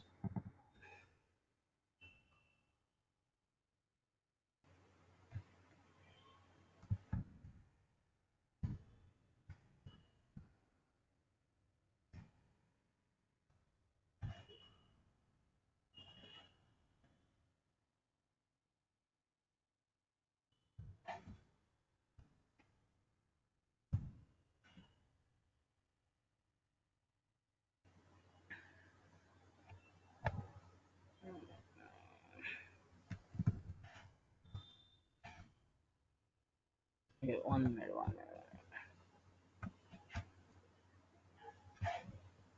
Okay, at the last, if you want to continue, and like write extend. So here it will,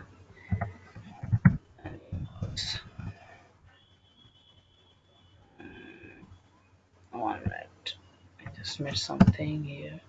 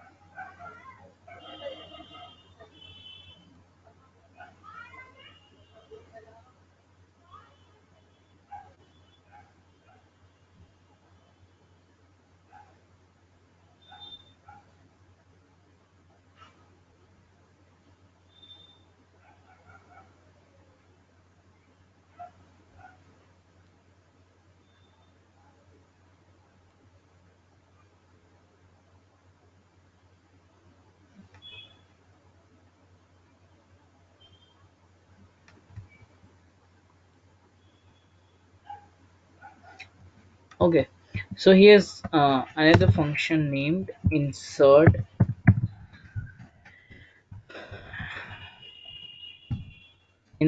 fox. Okay, insert fox on the last position. Okay, and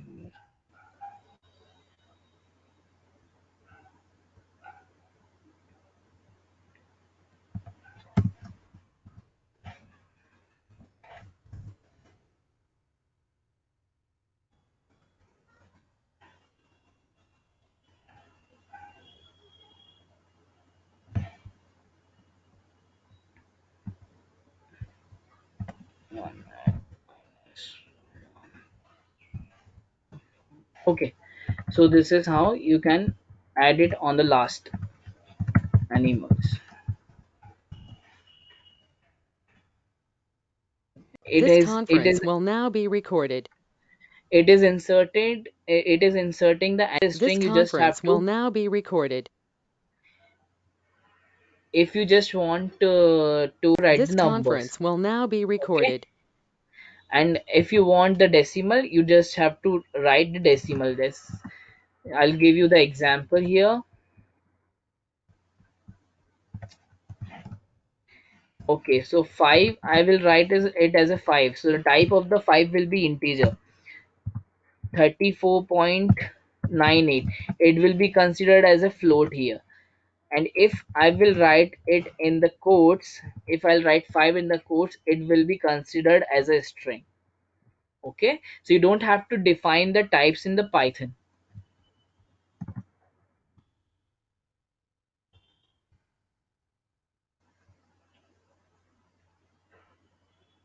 Yes, it's possible to add float and int, no worries, but it will be converted to the float itself, obviously. Yeah, you can add two elements which are of like float and int type, but of course you can't add a string and integer together.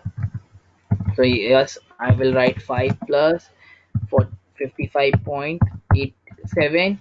So see, you can add the float and integer together. There are no restrictions on this.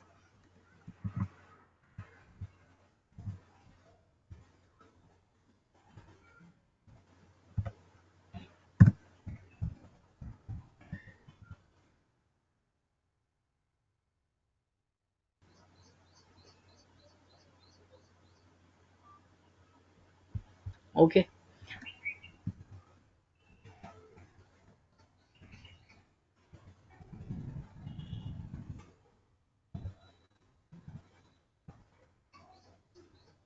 so dictionary, you go like you guys can create the dictionary like this, as I've already created here.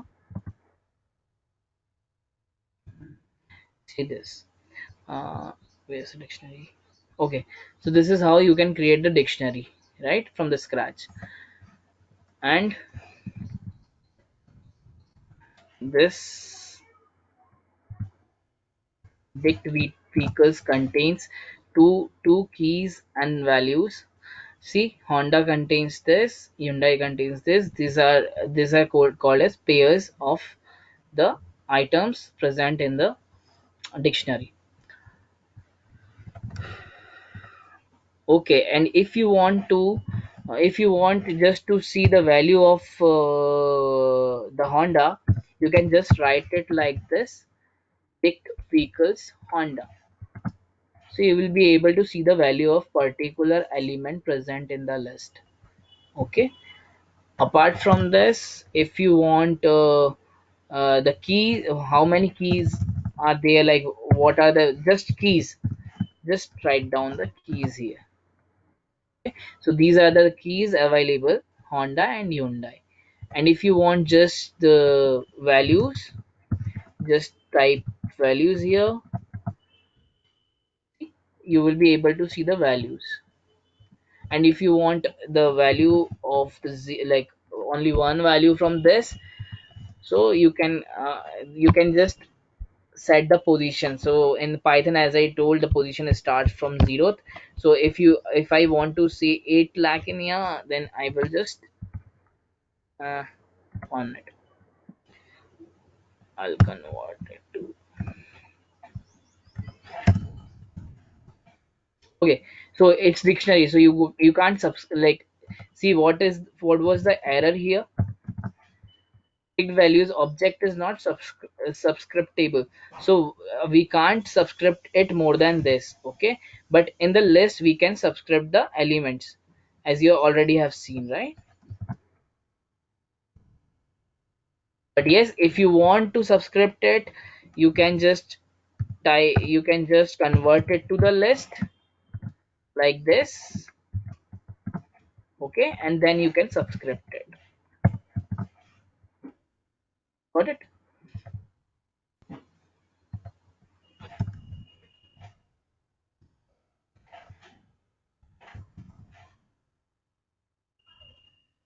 So this is the main thing in dictionary, in Python dictionary.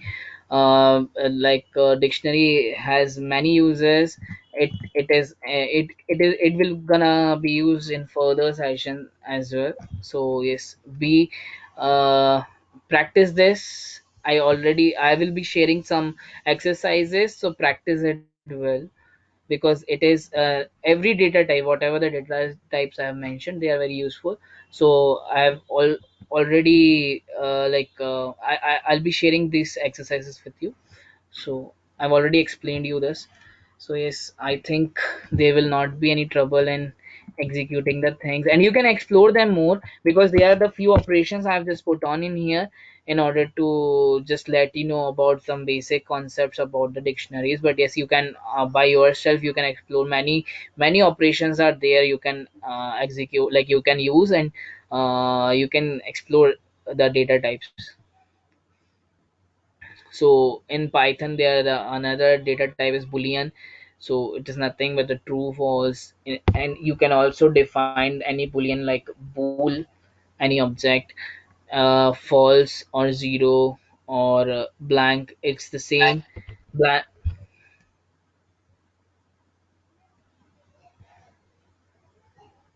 Any problem?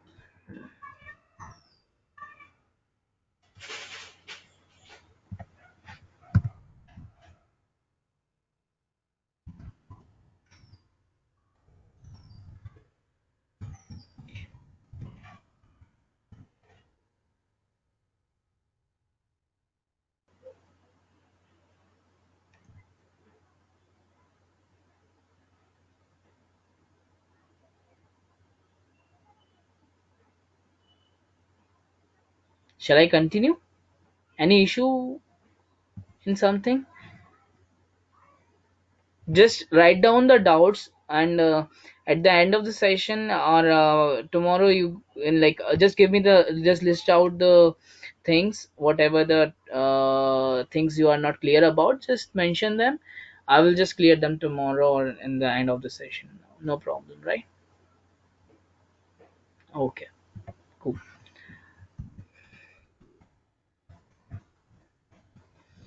So operators, these are the operators we can actually use in Python.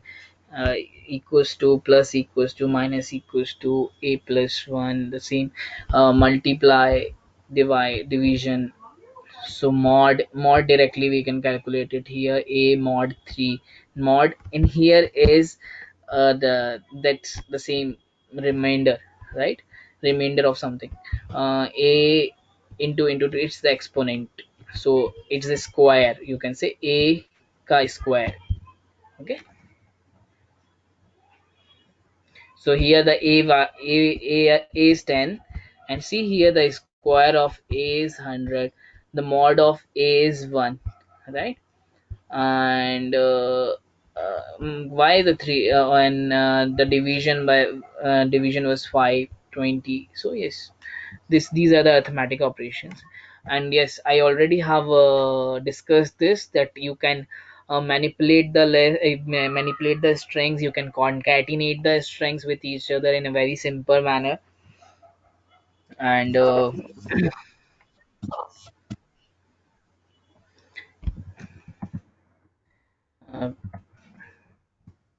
so see here, animals is equals to cats plus dogs, animals plus equals to rabbits. So this concatenation of this string is cats, dogs, and rabbits. The space you can see, they see in the string here, the space is there. That's why this space is here. So in this, within the string itself, if you will give, if you will be giving the space, it will take it and it will treat it as a space. It will not ignore it. So the same, the fruit, if you are if you want to join the, you know, if you want whatever the elements or items present in the list, if you want to join, then join the items, you can directly write it like this, comma and space dot join whatever the elements are present in the list. It is like they will be directly joined as apple, comma space banana, comma space orange. Right, you can try it. So here it's the same for the C and C++ as well. Percentage S sept, which is the string, dz.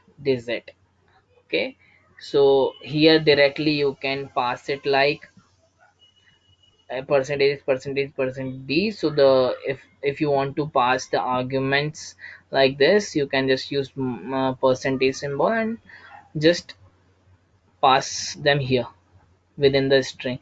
So the string will be treated as September 11, 2010. You can try it.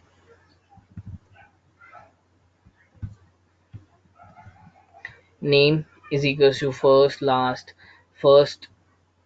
See here, percentage first and percentage last. What is it saying is, it is taking the value of first and it is taking the value of last and it is printing it here. So for the first, and you can see there that that's interesting of like interesting manipulation and interesting thing. uh, you can see here the dictionary is being used, and from the dictionary itself you are using the keys here in order to fetch the values, right? It's interesting. So you can just try it. See, name is equals to first, last. So the first is Noel, last is Stride. Just just we have passed the keys here and the values are automatically being printed. So that's very helpful in the time you want to pass the arguments within the strings or within the code. If you want some automation to be made within the code with the help of strings, you can easily do it, right? So the logical comparison, in logical comparison, and or not, and not or. So this is and this is how we write and in python, or not. Apart from this, you can also use like asterisk, I'm saying, sorry, and symbol, and this or as a pipe. I will show you how.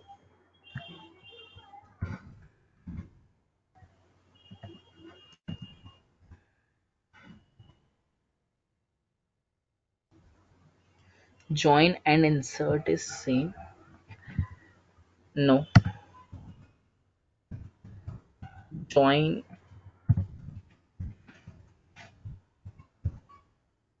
generally they are same. Generally they are same, you can say generally they are same. But if you want some higher and manipulations to be made, but the join has some different meaning and the insert has some different meaning. Okay, so you can try it.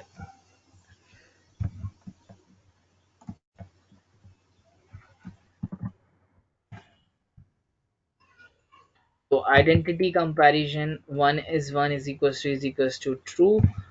So yes, it will give you true. One is not, not string 1 is equals to true, so it will also give you true.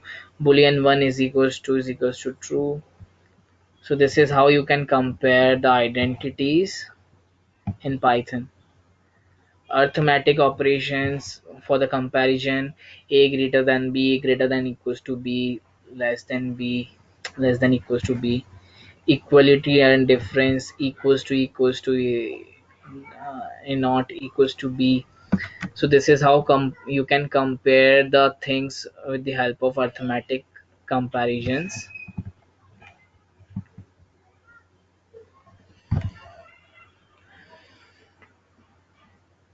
See here the conditions: if, else, elif.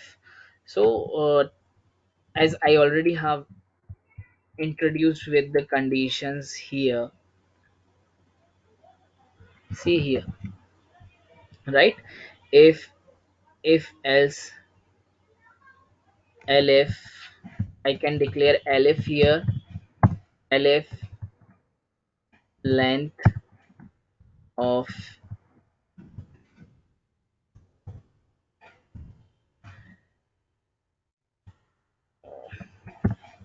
elif length of a is greater than 8, or you can say less greater than 6, then print.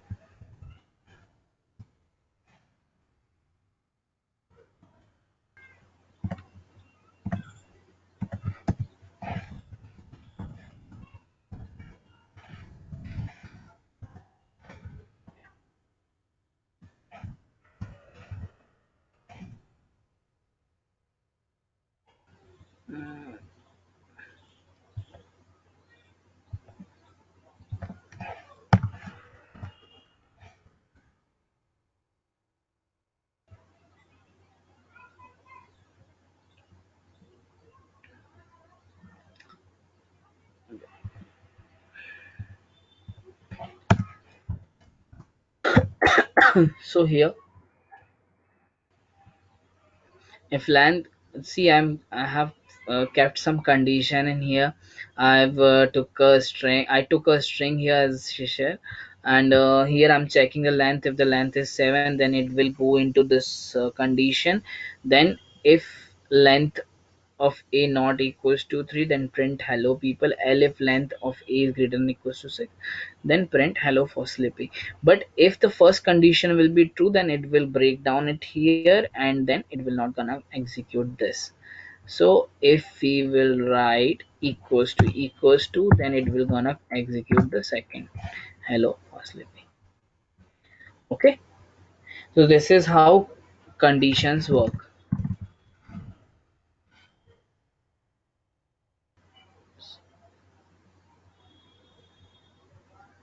uh, you can, but on the normal terminal you can't. On the normal terminal you can't, right? But yes, here as an idea I will show you. 1 minute. Python 3.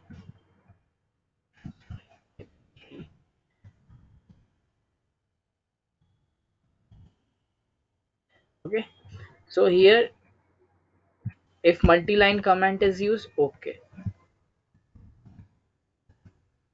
and also okay,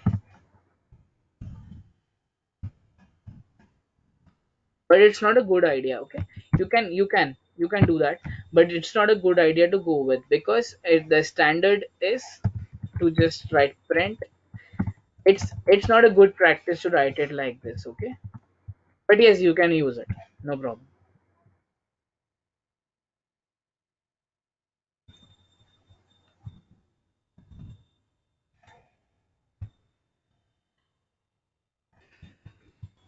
So we will come to the loop. So how for loop works here. Okay. So we have the list and we have the tuples. So okay, we'll start with the birds. Okay. I have the list as birds. Parrot. Okay. So I'll add another bird here. King. Fish. Again another bird. Okay. So birds here I have parrot, kingfisher, and eagle. Right. So here, if you want to print them one by one, so uh, for I in birds, print I.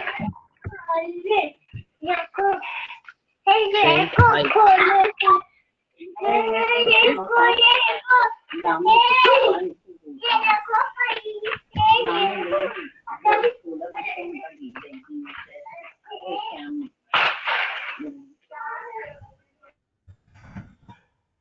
Okay. So for bird and birds, birds was the list we have created here. So from the list we are actually taking a single bird and we are printing it here. So for bird and birds, print bird. Okay. So we are taking bird here as a single bird from the birds and we are printing it by line. Okay, if we'll write break here, it will just print one bird, right? So this is how you can implement for loop here. And if you want some numbers to be generated in some range, for I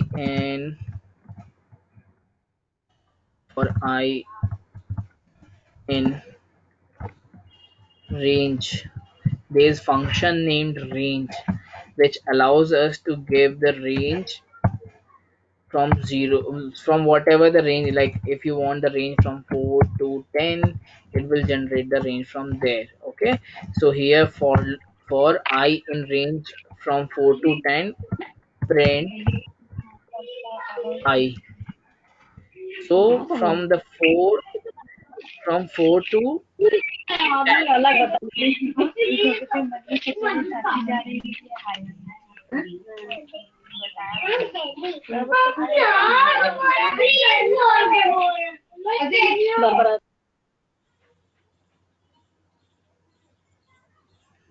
So from 4 to 10 you will be able to print the numbers. See here, for I in range from 4 to 10, print I. So range is giving us from 4 to 10.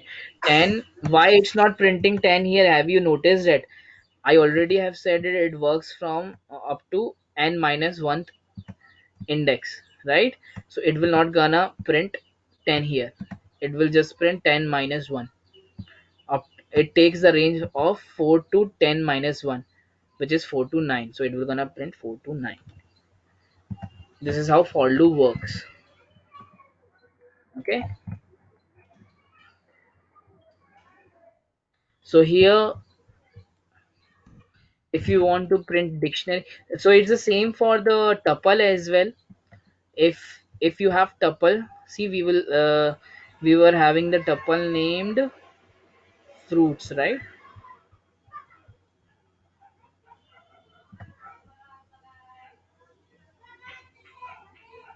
Hmm. So here was the fruit, right? So we can do same for the tuples as well. We can iterate tuples for I in tuple fruits. Okay, print I.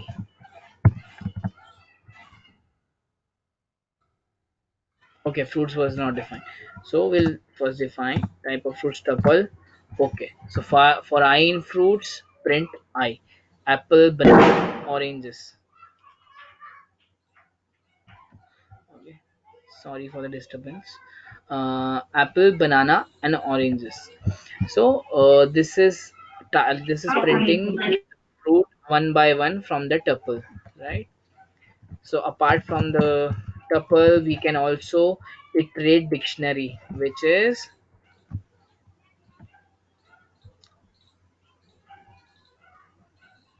mm, okay. So dictionary was dict vehicles, right? Dict vehicles. So Honda and Hyundai, we are having it in our dictionary. So in for I, it will just print one element. I'll show you. For I n dict vehicles, what it will gonna print? Do you have any idea what it will gonna print?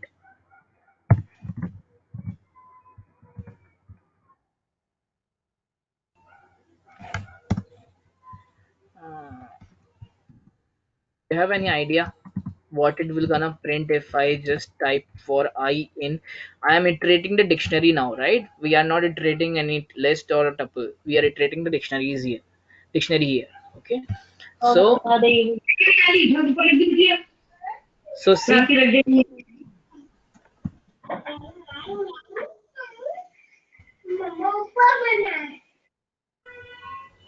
Yes, exactly. Not key values. Not key values. Only keys. Yes. Correct, Tanmay. Sahil.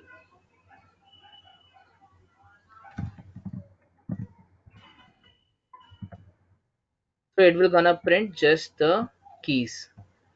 If you want both to be printed together, so you have to pass two variables here. For I, for k, you can say k, for k print k and v. Okay. So see, this has given us the error. Why it has given us the error? Because here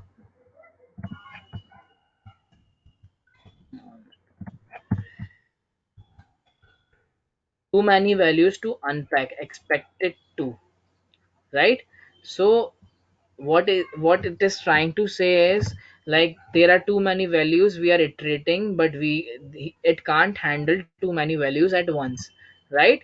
So here what we did is, we just took the items here, right? So here we just will take, here's one function for the dictionaries items, okay, which gives us keys and values together. So it will gonna print both Honda 8000, Hyundai this. Okay, so uh, you got it. If you want to print only keys, you just have to write keys and then K. And again, if you want to just uh, iterate the keys, you don't have to go for the function as well. If it's the standard form to go to the function, right? But if you want to simply just iterate the key in here, you can you can iterate it like this. And if you want both values and key, you can iterate it like this. But the standard form is, what the standard format says is, to use items here and then iterate it. Okay, got it?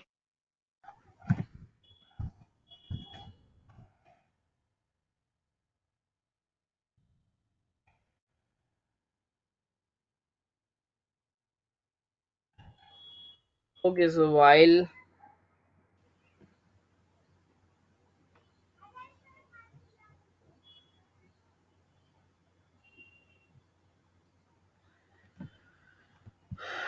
okay, so the while loop.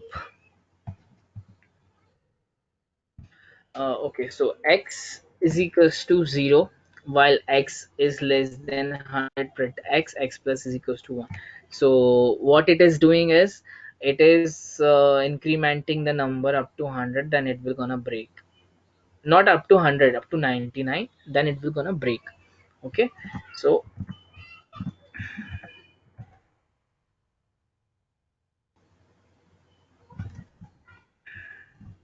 at the same time,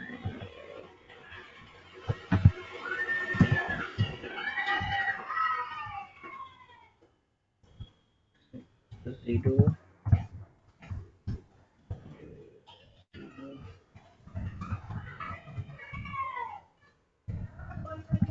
sorry, while x is less than,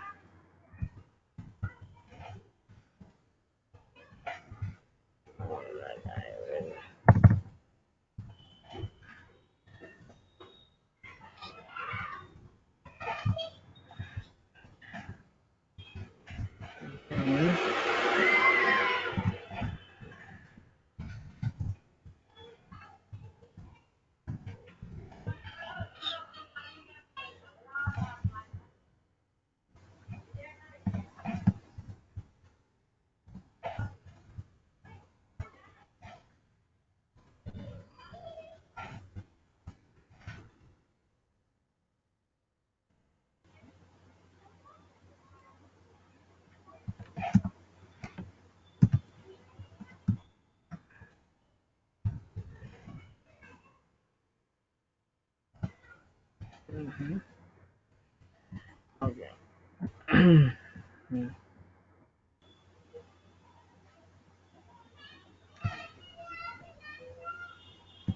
Okay, sorry, my bad.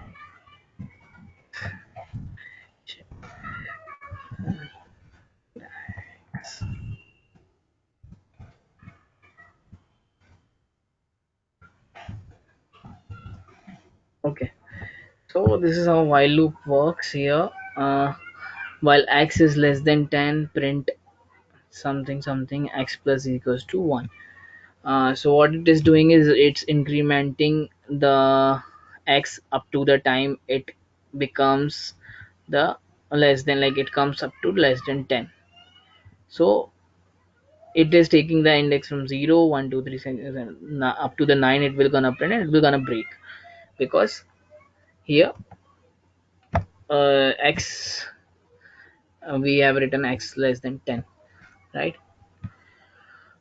Okay, so shall we have break of 5 to 10 minutes? We can take break of 10 minutes, 5 minutes, then we can continue.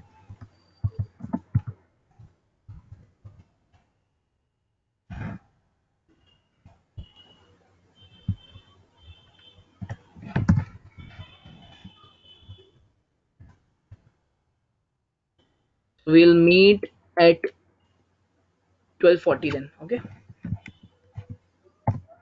12:40.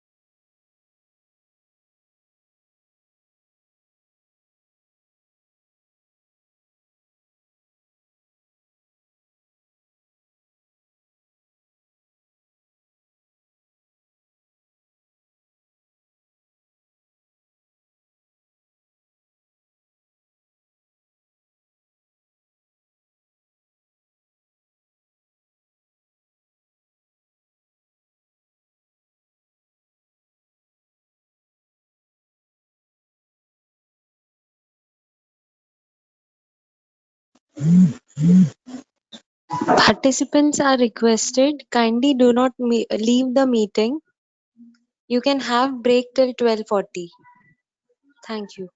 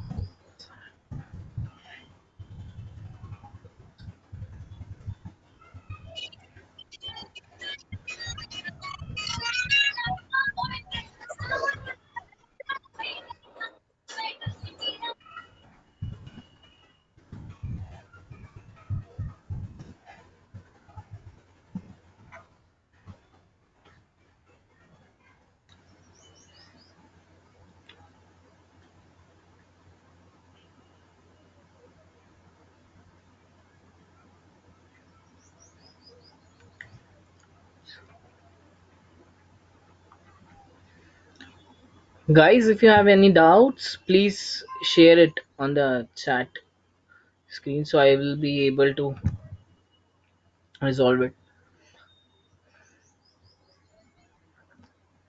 You can just type it in the chat box.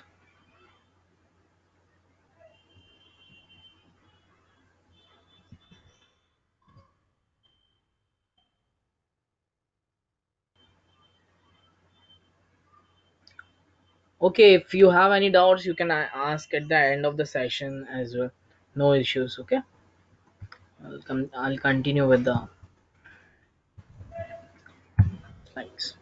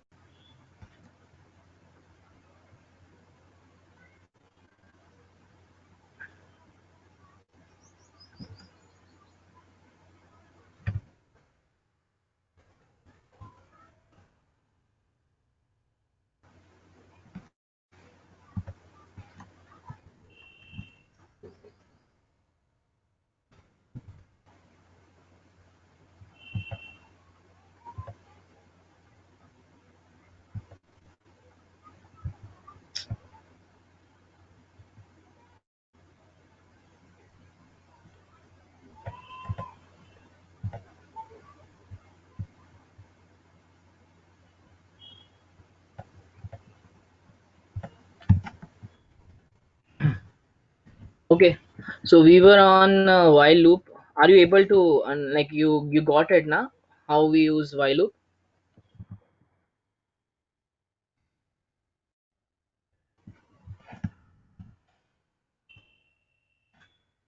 I'll continue then. Okay, so this is the another type of loop which is very fast. If the data set is very large, and if you want to iterate the items in the form of, if you want to iterate the column values in a form of list, it's very fast to implement. And yes, so it can be implemented as mm, it's the another form. This is list comprehension. So list comprehension actually allows us to iterate the data within the list. And I'll show you.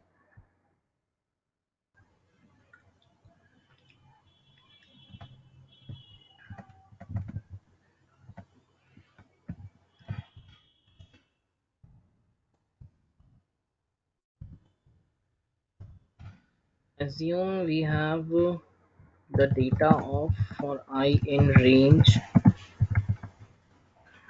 0 to 1 lakh. I have to iterate it.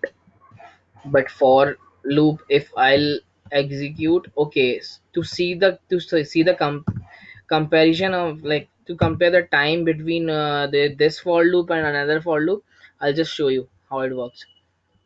Mm,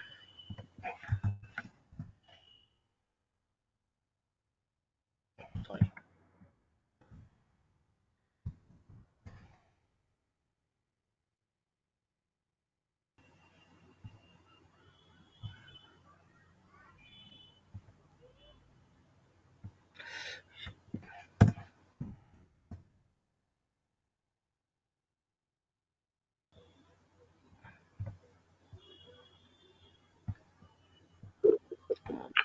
Sorry.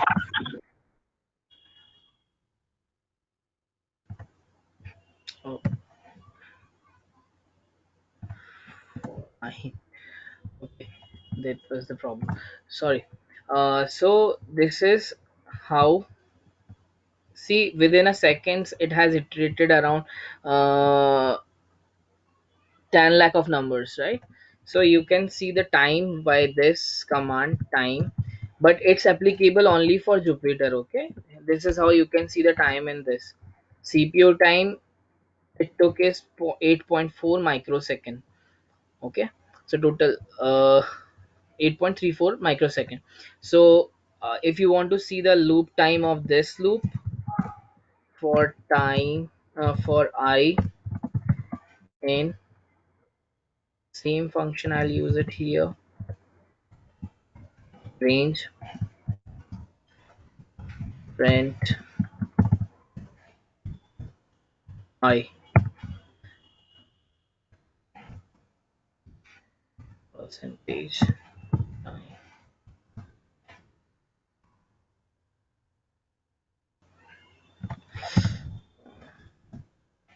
So here, see, the wall time only it is 10 microsecond, right? So this loop actually takes much time, and this loop takes very less time.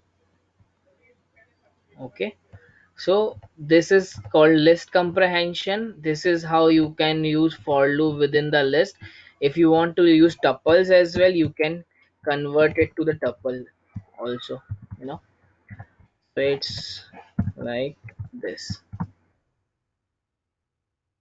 Okay, so in the tuple also it is operating,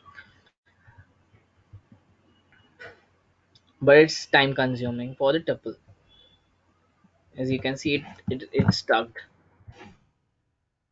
But I see the tuple actually gives us the generator object which you have to iterate it later, so it's not convenient for the tuple, but in the list it directly gives you the value. Okay, so this is how you can save your time of the loops by, if it is applicable. It's not applicable everywhere, but yes, if it's applicable, it's much faster than the normal for loop what we are using here. Okay, so there are many cases which don't allow us to use list comprehension.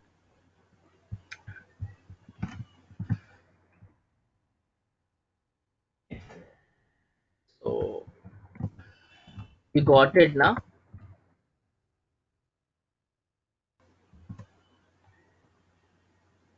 How does that expression worked in the while loop? Okay, you have doubt in the while loop. Okay, one minute. Okay, so here it's while loop.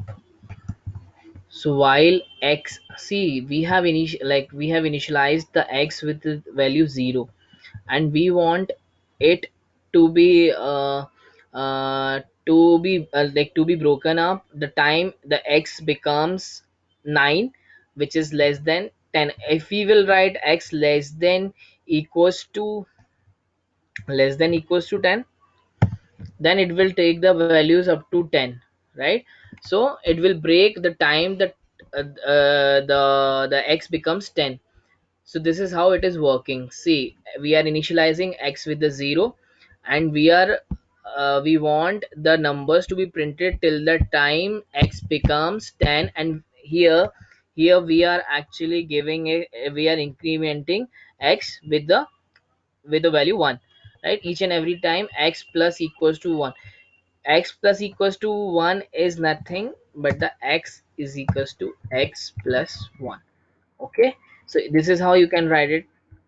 And x plus equals to 1. Okay, so the same thing, it's giving 10 also, because in the expression we have manipulated it, is like less than equals to 10, while x is less than equals to 10, and print the values up to 10.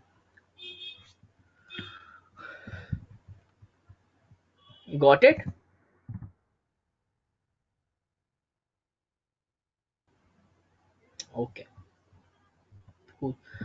So mm, list comprehension, then the functions, how the functions are built in the Python.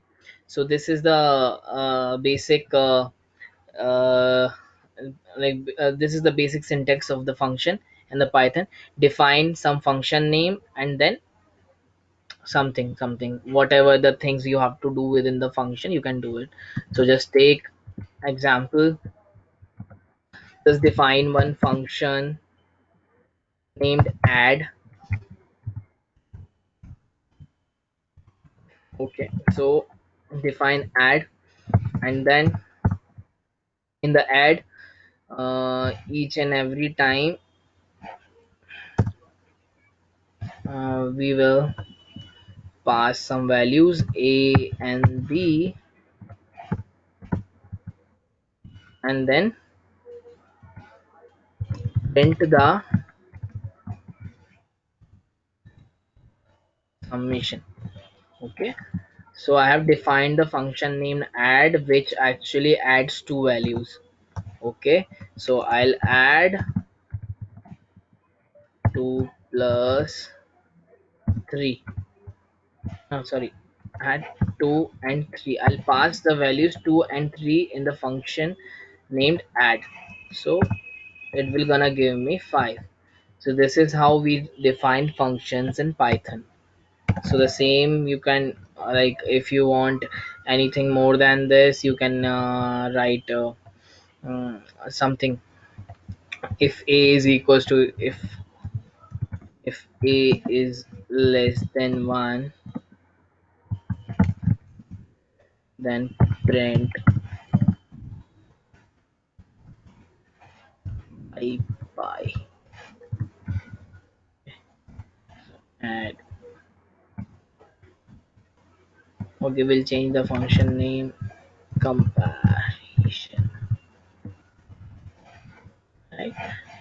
If comparison of two objects, if a is less than b, then print by. If a is less than b, okay, sorry, so it's printing by. Okay, so this is how you define functions in Python. Got it?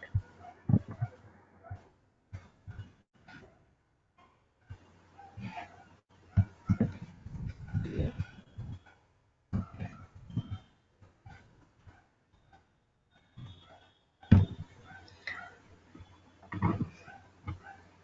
Function arguments, as I have already discussed about it, how you can pass the arguments in the function. Okay, so there are another type of arguments also in the Python, that is keyword arguments. And this is how you can give them the predefined variable with the with some value. So see here, if I will mm, yeah. So here, if I will define the value of a as a 3, else print high.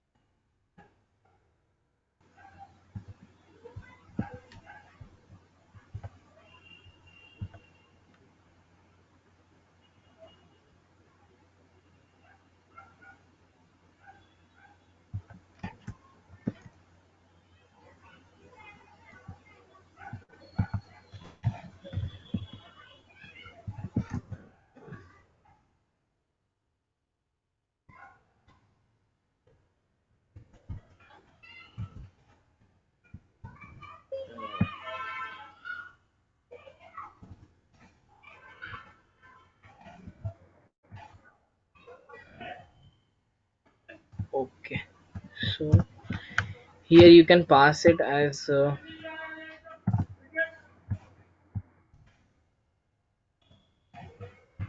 b is equals to 4 by. So here you can directly, if you will call the function named comparison, because a is less than b, that's why it's printing by. I'll write it 5 in here, and then so these are called keyword arguments, okay, in Python.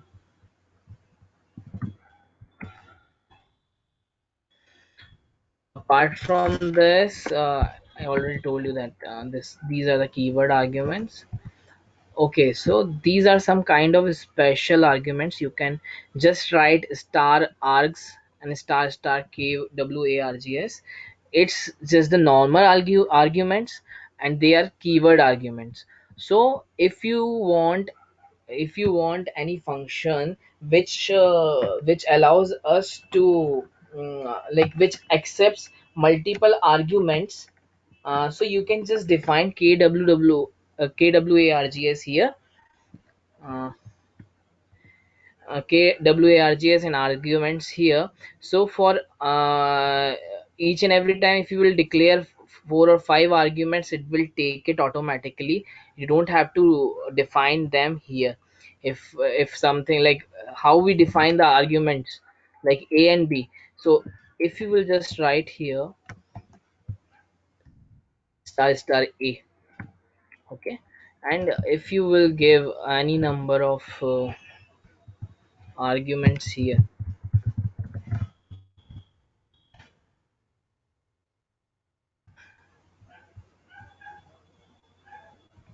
One minute. Mm.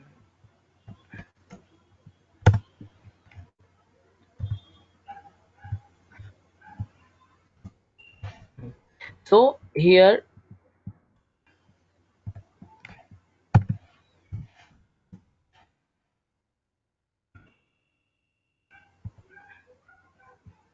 one minute.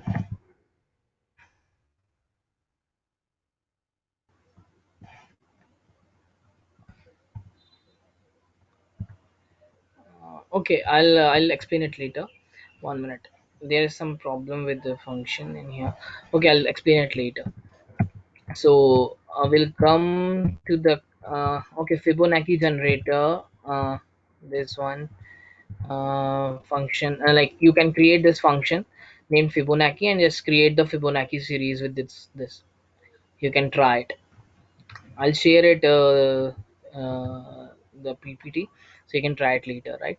So Fibonacci, this is the same function I have created here, the name Fib, and in the Fib actually I'm creating one list in which a and b is equals to 0 and 1, and while a is less than n is nothing but the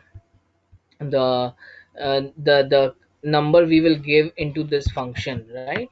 There's fibo n. If n will be 5, then a is less than 5. uh, then up to that time it will gonna append the list and we're gonna give the result. So this is one function, the same function, Fibonacci generator, and you can try them. So yes, I have to explain it, the argument, which one, arbitrary arguments. I'll explain it later, just keep it for later. Classes. So this is how you can define the class in Python. Class, the class name and the object, okay.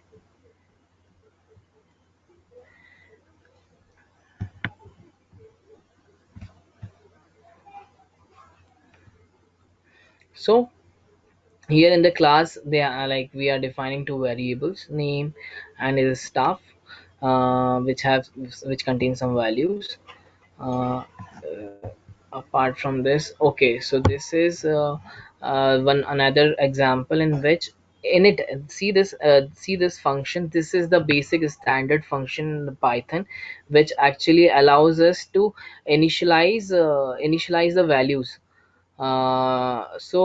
See, you can see, we have passed the variable name self. Self is nothing but to call the function within the another function. The self is written, so you can just directly call self here in this cell. The self is staff. The is staff, whatever the value is there in this is staff, it will automatically take that value in here. What it is doing, it is actually following the inheritance, you can say. Okay, so class, and here you can like here just using this object, and through that object it is actually able to access this value. So actually class allows us to use the functionality between the functions we have, right? The functionality in the sense, the one function can be used in another function. So this is what the work of class is. In order to class attributes, uh, apart from this class method, actually this part in data science it won't be used much, but yes, in order to read them properly, like in order to understand them properly, just go through it. Because these things, the basic operations of the Python and all the lists, dictionaries, types, they are actually useful, but the classes and the functions in the data science part, it actually rarely been used. Because the time we imply the machine learning techniques, or the data analysis part, we can't, like, we don't use much, we don't have the use of classes there. So class initiation, see, this class initiation, as we have created the class here, so we just instance, like we are creating the instance of this class user, and we are just directly giving the user dot name. So it will gonna print, see here,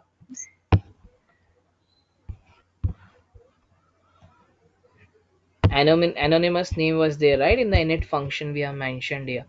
So the same thing what we are doing, anonymous, we are actually creating an instance of the class user, and then we are printing the user dot name, user dot is authorized. User is nothing but the anonymous. In the place of user you have to write anonymous dot name, anonymous dot is authorized. This is how you instantiate the class, and this is how you can use the functions within the class.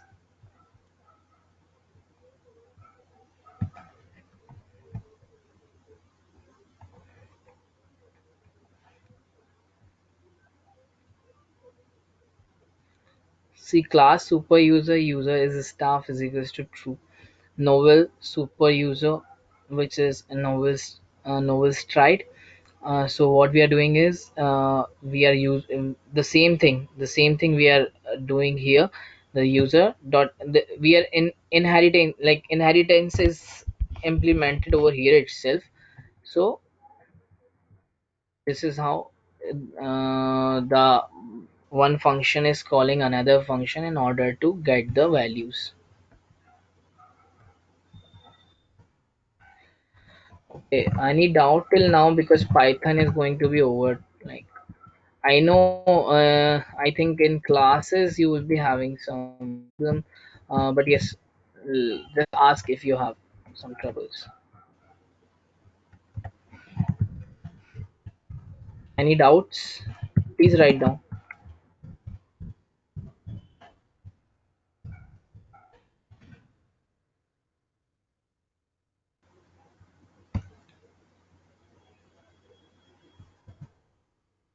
Okay.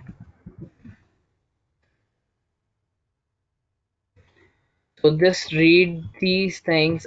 These are for your knowledge. No interfaces, no real private attribute functions. Private attributes start but do not end with double underscores.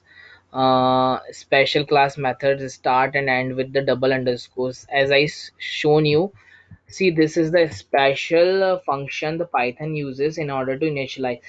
If it's a standard format, that, as I told you, like PEP8 standard follows this kind of function defining, right?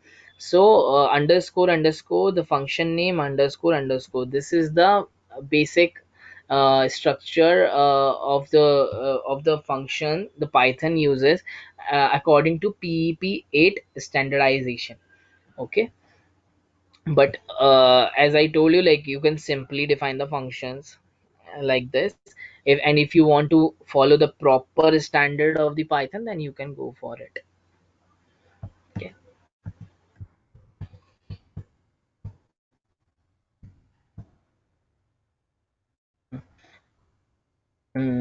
So special class method. Okay, this happened. Imports. What imports actually helps us to import the assume you have one Python program which actually assume you have calculator. Okay, and in calculator you have created one file for the addition, one file for the subtraction, one file for the multiplication, and another file which is the main function which calls each and every function available or whatever the files present in the directory.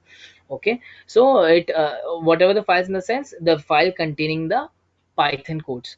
Okay, so you can directly import it by using like by using import function, import, add, import, subtract, import, multiplication. So this is how you can directly import the files within that particular directory if the files are Pythonic files. Okay, allows code isolation and reuse, adds references to variables, classes, functions, etc. into current namespace.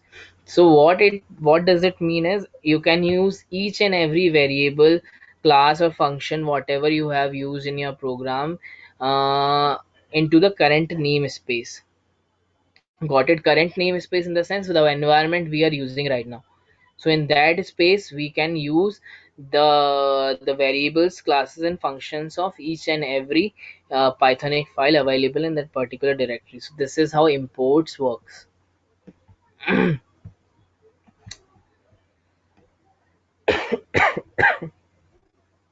Okay, and it also helps us to import also helps us to import the predefined packages, pre-built packages available in the Python. So you can see import date time. Date time, what it is doing is it is importing the package name date time here, and from the date time it is taking the date of the today's date, right? Date time dot time delta of days is equals to 1. So what it is telling is time delta means the difference of the time of one day. Okay, so just give me the date time with the difference of one day, so it will give you that.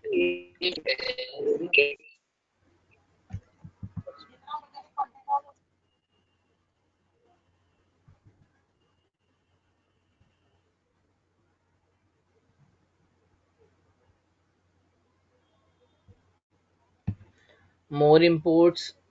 Okay, so as I told you, see, this example shows that from my module import date as my date. From my module is nothing but the folder, whatever the folder you are using right now in order to save the Python file. In the same folder you will be having some another file with the name date, and as some name. Okay, as you can write it like from my module import date as date time, date as my date. So it's like that. So it's importing something from this module, matlab the module whichever the module present in your Python directory, whatever the environment you are using right now. So this is how you can use import in order to import the packages available and in order to import the files available in particular directory. This is usually considered a big no-no. From date type import star, what it does is import star. What does it mean is, uh, from date time, there's one package, pre-built package date time, and what is it asking for is import each and every function available in that date time package. Got it? So this is saying that error handling. So this is try except in this. So date is equal to September plus day random dot choice 11th 11. So something will be there, so the type error will come. assume the day Assume the day is integer type, and we are actually implementing the addition in this addition of the string and the integer. So it will throw an exception, right? So that exception will be handled with this error. So this is how you use try and except. I'll show you one example.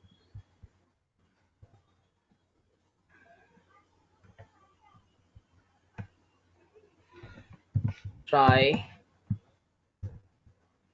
to add 5 plus s except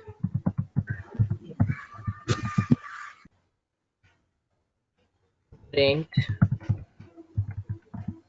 no luck.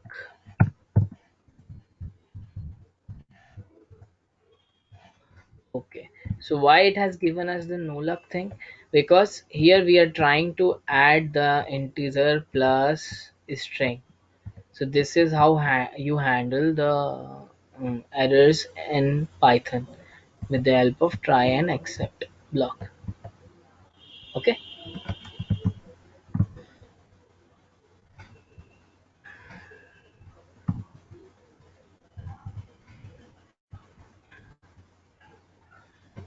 Mm. Okay, so you want someone, like, assume that you have created a function but you are not available the time some person is implementing the same function you have created, but he or she wants to know about the functionality of that function. So for that we can create the doc strings here. Doc strings are nothing but the function methodology, whatever the things are going on in within function, that you can write it here. See, Python supports documentation for all modules, classes, functions. This is the sample example. Access docstring in the shell. Help. If you will write help foo, then this content, whatever the content you are seeing it here now, you will be able to see with the help of this function help foo. So help foo, what what it does is it actually gives it actually gives the what the explanation of the particular function you are using. Or you can say, uh, see, I'll show you help with the range function, right? See, it will give you the help on the function. It is nothing but the doc string. Doc string is nothing but the multiple line comments. Okay, if you will write comparison, okay, under like within the comparison, if you will write comparing the numbers,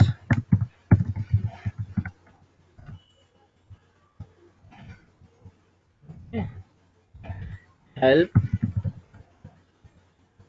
comparison. See this, comparing the numbers.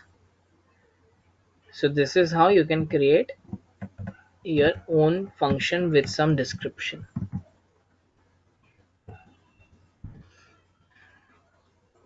So tools, whatever tools we use in Python for the web frameworks, Django, Flask, Pylons, there are a lot of tools available. IDEs available. So for just Python, these are the good libraries you can. These are the good IDEs you can use. You can go for like PyCharm is best in this, so you can go for the PyCharm.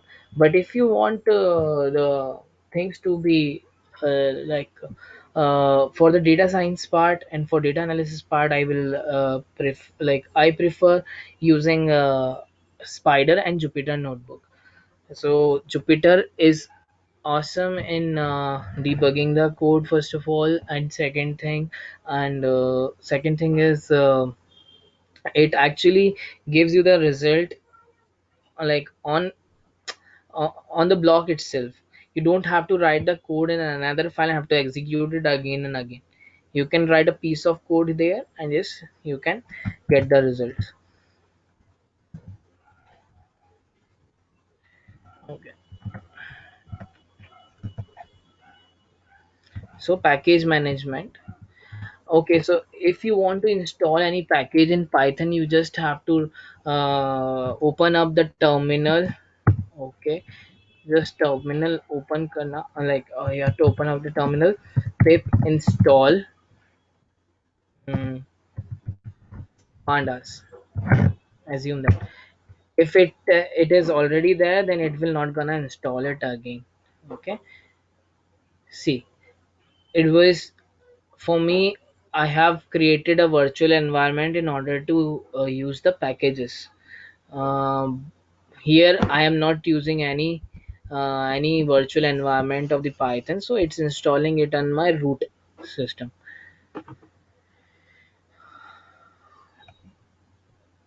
So you can see this is how you can install the Python packages. Okay, so the same for the Django, same for every tool, whatever the packages you are interested in, you can just download it like that. Resources, so for the Python, Django project.com, Stack Overflow, python.org for learning and all. Yes, and if you are interested in the web project, so yes, djangoproject.com is a great site. And for the bugs and everything, Stack Overflow is there. Okay, guys, so there are some few exercises you can try right now, right away, and just let me know the results. Could you please uh, I'll just increase 1 minute.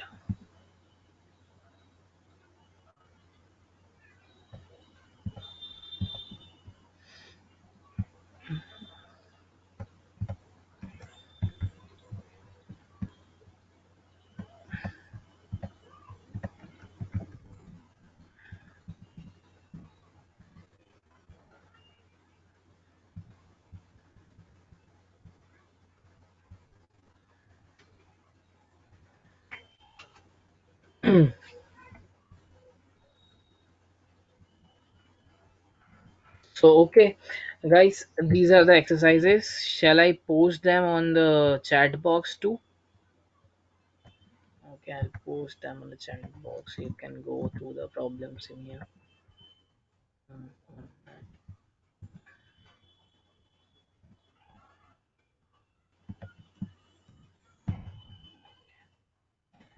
So these are the problems. So you have 10 minutes, 12, 15 minutes to solve them. I'll provide you with the solutions if you're not if you are facing any issues. So just let me know. I'll share the solutions with you. No problem.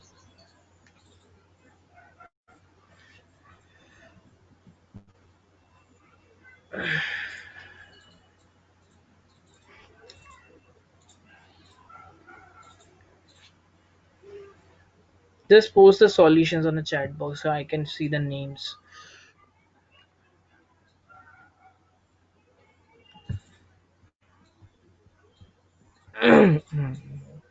Sorry.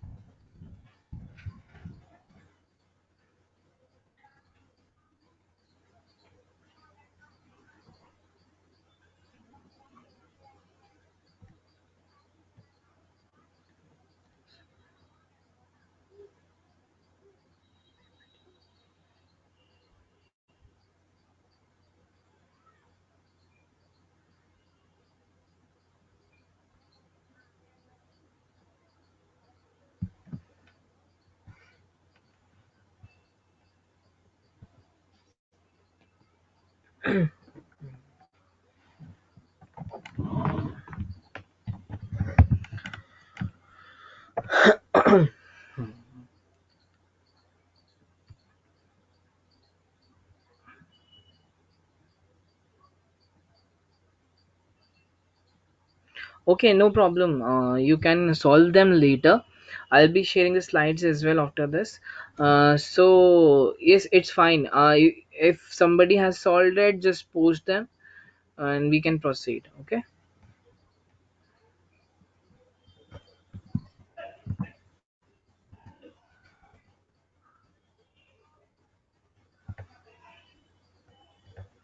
Okay. So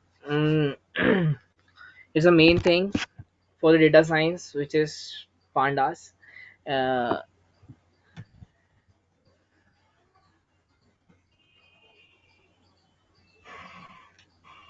exactly.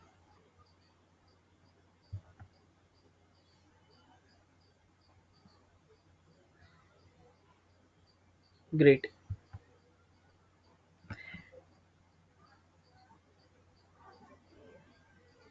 Okay. Okay, Shivraj. That's right answer. And anybody has solved apart from Shivraj? This is for one first question, right? Have to concatenate the strings. Okay. No, for question number four. Okay, fine. Okay, that's correct answer. You have to concatenate the strings and you have to return the third string. Great. Okay, apart from Shivraj, great Shivraj. Apart from Shivraj, has anybody solved it yet? Any of the questions? Just post them. We'll proceed further. I'll share the slides and the solutions as well after that. No problem. Okay.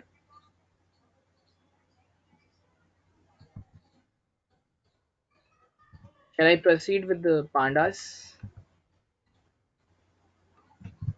Guys, please reply the chat bot, chat, the chat box.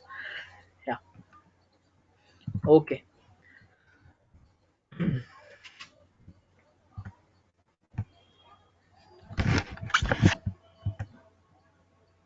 So pandas, as I already have discussed, like pandas is basically used for the data analysis part, and to transform the data also we can use pandas for making the data useful, for cleaning the data, for uh, uh, for for for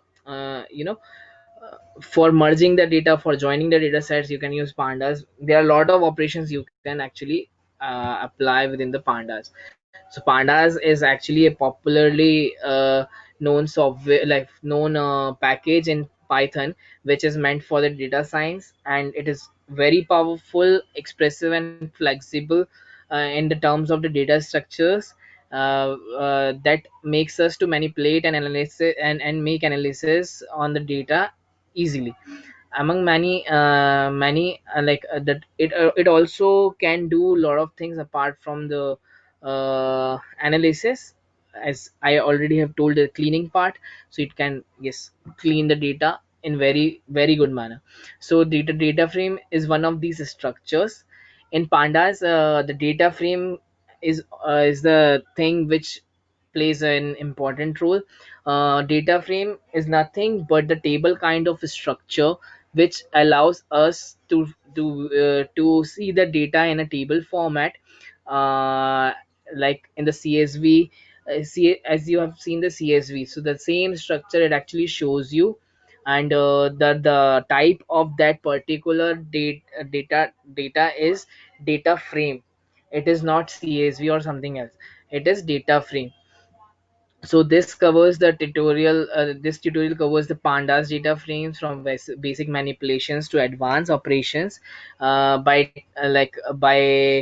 tackling 11 of the most popular questions, so you can understand and avoid the doubts uh, of the Pythonists who have gone before you, like whatever the things you have implied, or whoever have used the Python before, you will get to know the new things in this. So so data frame are two-dimensional labeled data structures with the columns of potentially, we can say columns of the different types.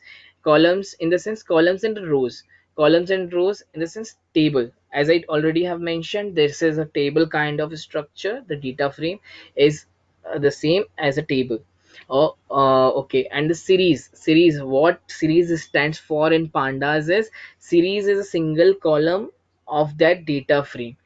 What if assume you have the CSV file, and I'll show you one example. Okay.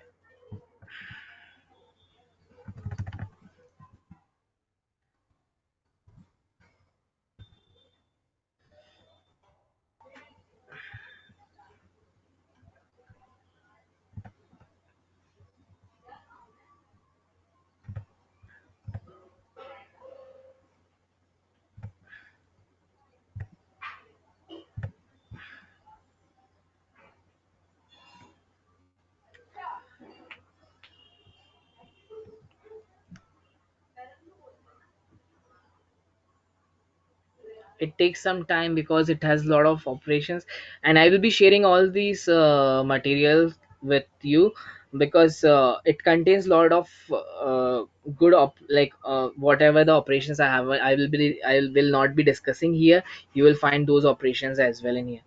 There are a lot of things you can learn from this particular notebook. Okay. So so first of all, building data frames from scratch. Okay. So you have multiple options in order to create the data frames.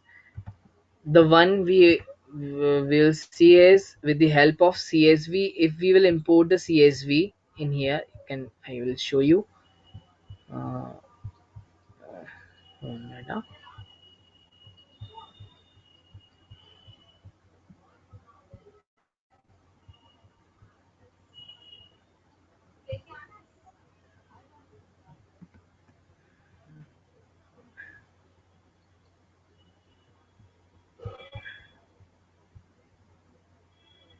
okay. Okay, so this is the data frame, you can see. So here actually you can, if you are importing the CSV here, first of all I'll start with the Python packages, whatever the packages you have to import. Okay. First of all, import numpy as the np, as numpy is numerical Python. Import pandas as PD. Pandas is for multiple data types, or like multiple data types, and it can manipulate and transform the data. So for that purpose we are using pandas here as a PD. So each and every time you don't have to write numpy dot or pandas dot. So we already have imported these packages as short names named np and PD. The same for the matplotlib, we have used plt, and for seaborn sns. So this is how you import packages in pandas.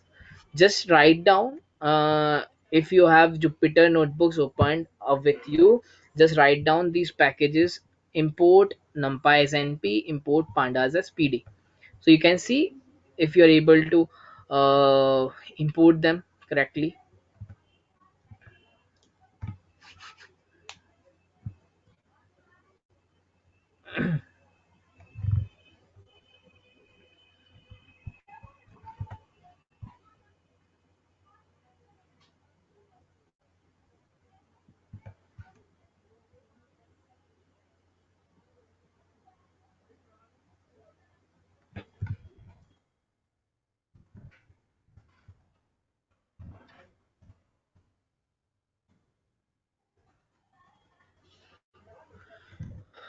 Okay, guys, are you able to import the packages named pandas and numpy with the help of import? For Windows, how to import pandas and numpy? Have you opened up the Jupyter? In the Jupyter itself, it at the time you have installed the Anaconda, it comes with the Anaconda itself. So just write down the import pandas as PD in your Jupyter notebook. And if you are not, if you haven't installed it yet, so you can directly go to the Jupyter notebook. See, like this you can go directly here, and in the cell, just put the exclamation mark pip install pandas. See here. I've already installed it, so it is saying is requirement already satisfied, right? So for the panda, like for installing any of the package, you can directly use it in Jupyter notebook like this: exclamation mark pip install pandas, exclamation mark pip install numpy. Okay, so this is how you can uh, install the packages. Got it?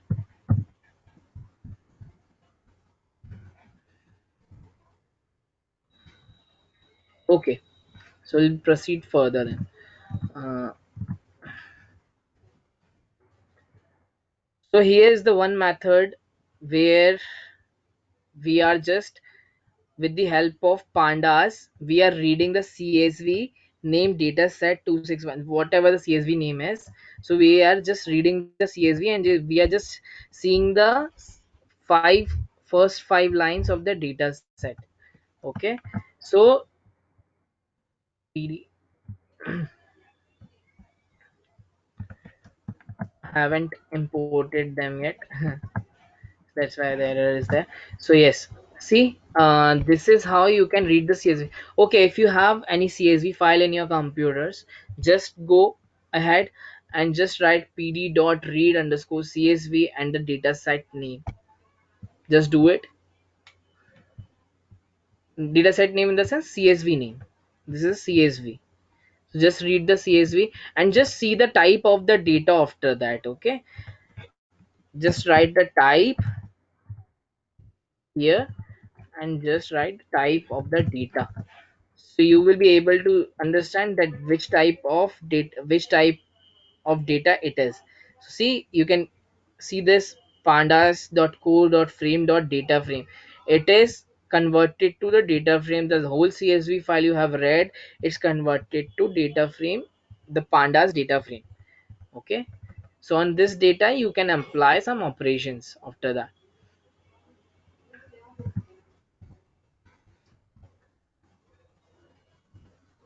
Are you able to read the data from CSV file, all of you? Okay, cool. uh, so this is one uh, example of the data frame you can use, and another example of data frame is you can build it from scratch. Okay, so this is how you can do that.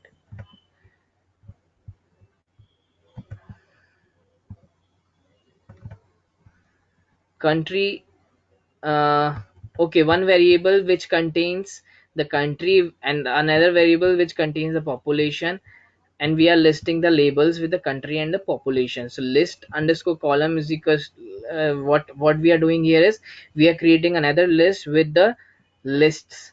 So it is list of lists, so we can zip them together in order to see them.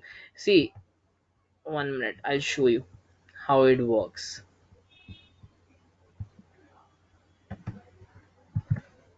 Okay,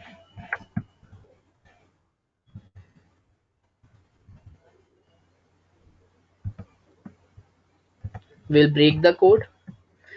Okay, so now what we did is, first of all we have created the lists, right? And then we have created another list which contains country and population both. Okay, so list of column became Spain, France, list of lists. Okay, zipped list, list label, list column. Why? 1 minute, I'll show you this as well. Okay, so what I did is list zip. Zip allows us to combine the data together. Okay, so list of column and list of label. So list of label was like containing country and population as labels, and list of column, what it contains is list of lists, right? So zip actually allows us to bind the data. If you have two items, it will bind the data with the two values. I'll show you how. Zip, I'll just take this function zip. So this actually gives us an object. Okay, and then if you want to iterate it, you can directly iterate it using list. Okay, so what it did is, first, the first list, it has combined the first list with the country, label country, and second list with the label population, right? So this is what the interesting work the zip is doing here. It is combining the data sets. It is combining the data sets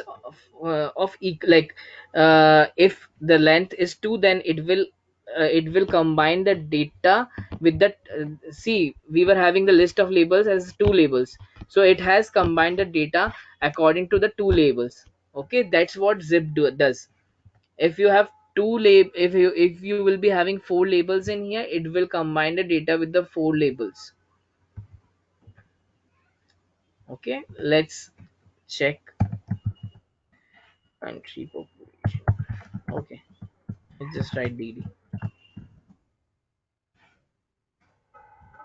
Okay, so see, the effect is not there because we were having only two list of lists. If you will be having three list of lists and three labels you will be giving here, then it will combine the three labels with those three list of lists, right?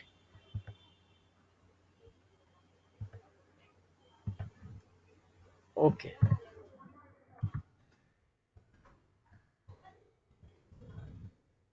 Okay, so another part is we have converted this, you know, this list of zip of list label and list column into the dictionary, into the dictionary.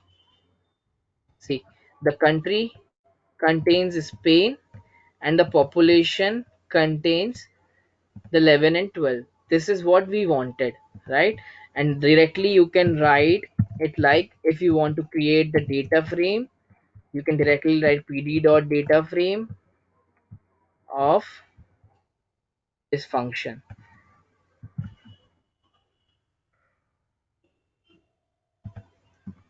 That's what we are doing here. I just have broke down the code in order to make you understand about the things what's going on. See here, the first data frame is created from the scratch. So it's like directly you can create the dictionary also. See, this was the dictionary, right? You could have created the dictionary like this.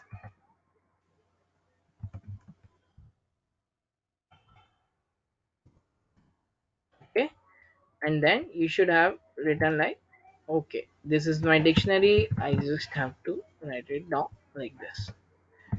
Directly you can convert the dictionary into the data frame. Interesting, right? These are the powerful operations we can we can implement these powerful operations within pandas library.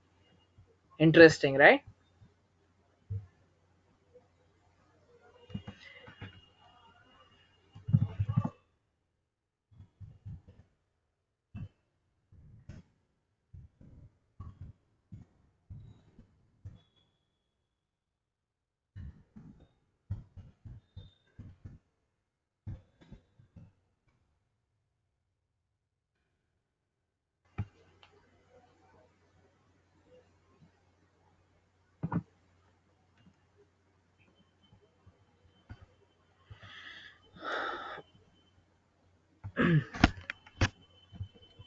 Okay, Let's proceed further. Filtering the data frames. So see, if I want to filter this data frame, whatever the data frame I have in here, like name df, right? df, df. So what if I want the population greater than 10 or greater than 11, okay, or less than 12? So what I will do here is simply I will write again the df, whatever the data frame I have, df, the column name which I want to compare, population greater than greater than 10. Okay, so both the rows should come, right?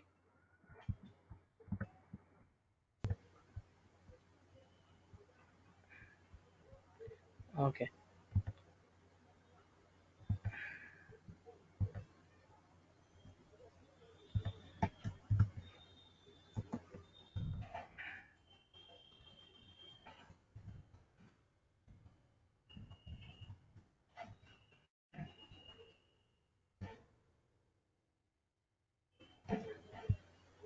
Why it has given the error?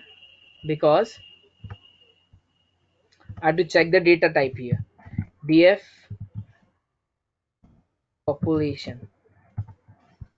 Okay, df population of 0th element. So it's a string form. That's why we were not able to compare the values here, because the comparison can't be operated on the variables, right? Like strings, right? So here what I will do is I'll convert this in a integer. Okay, and again I will ask for the filtration of the data. See, now it's coming because the time we were comparing it was in the string format, so we have just converted them in the integer. Okay, so if I will write like greater than 11, so it will only give me the row containing the 12. See, it's very easy, right? You can filter the row easily. Are you getting?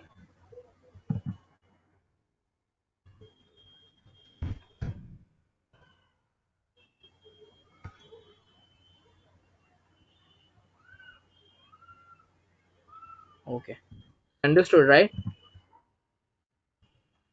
Okay, this is how you can filter the data frames. There are another options you can try, you can explore them. Okay, slicing data frame, in the sense if you want a limited amount of data from the data frame, you can just slice it. Okay, I have the data set here, you can use this one, that's the previous one, whatever the data set I have used here. uh, See here. Okay, so data, if you want to slice it, you just have to write dot loc 0 to 10. Okay, so it's giving us the 10 rows. The same you can do for the 1111 rows. So it was containing only 800, like it contains only 800 rows, so it has given us the whole data. So if you want the data up to 111, so it will give you 111 rows in here. So this is how you can slice the data also in the pandas. It's easy. Okay, and I'm sharing the things with you, so you will able to clear the things, clear clear the things more precisely, right? Okay, so slicing. Okay, we are done with the slicing part. Now we are having the merging, right? So for merging the data, I have one more.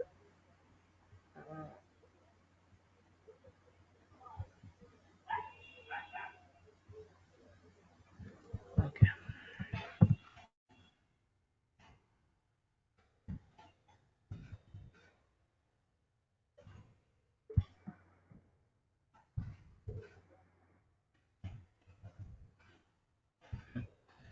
so this is one example I took.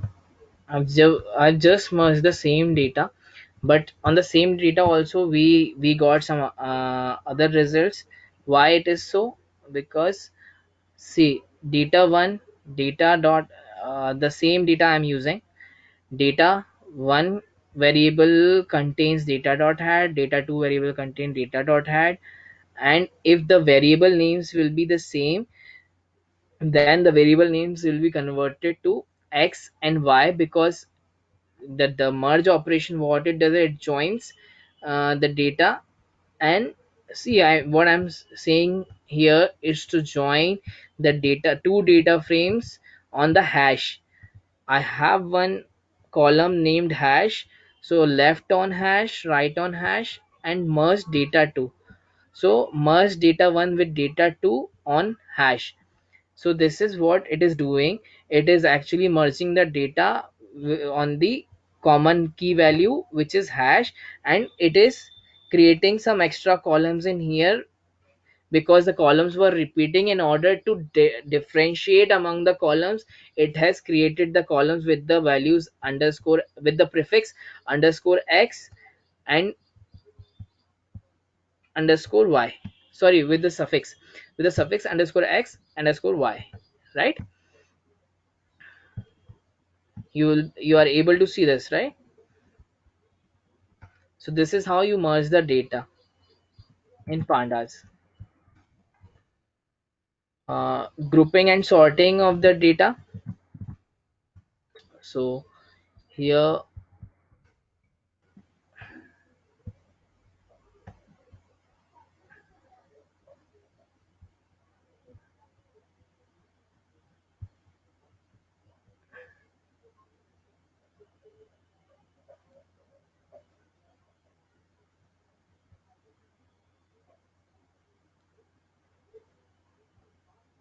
okay, okay, so we have some df.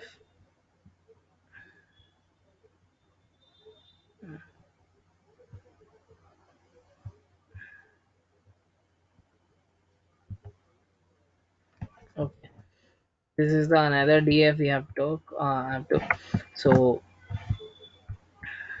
1 minute, I'll show you. Okay, so this is our df, and I want to group it by the treatment and aggregating it with the mean.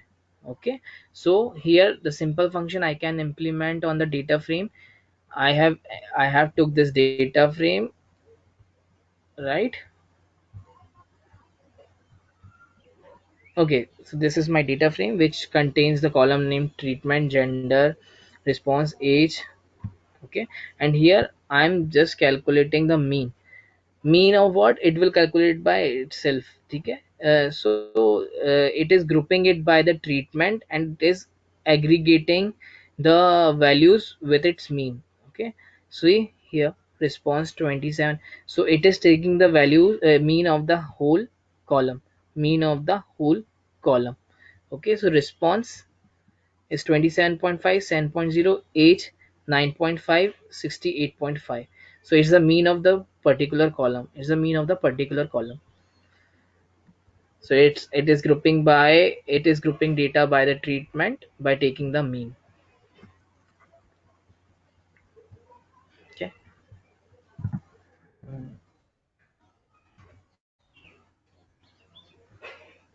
Missing data and testing with the assert. So there comes the data which, in our data set, there will be lot of whenever you are going to work upon the data which is very large, it will surely contain some constraints are nothing but the null values. So how to treat those null values? So this is where the people gets confused, and there are a lot of techniques in order to replace the missing data. So you can so the first technique is you can drop them. First of all, that's the very easiest, but the thing is, by dropping the data we are losing some data, right? So by dropping the na rows, we are dropping some amount of data from the rows itself. So that's not the good solution to go with. But yes, uh, it's the technique in order to treat the missing values. Okay. So here,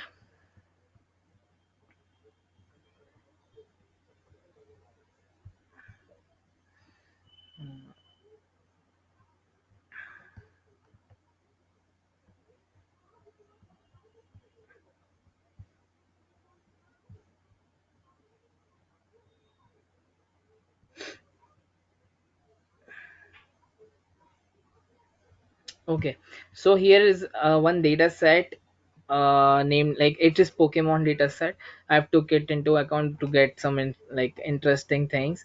So there are some columns named type 1, type 2, HP, some. So see here, actually what I am telling is to give the information of the data. So what it is giving me is the null values and non-null objects from the data. So see, there are 800 entries in our data set, but the type 2 contains only 414 non-null objects. But apart from this, these 414, the type 2 contains null values. Okay, and in here also one value is null.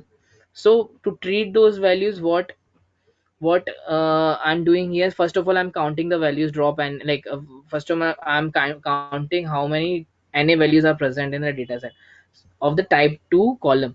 Okay, so type 2 column contains the value counts. Okay, I'll show you first the data.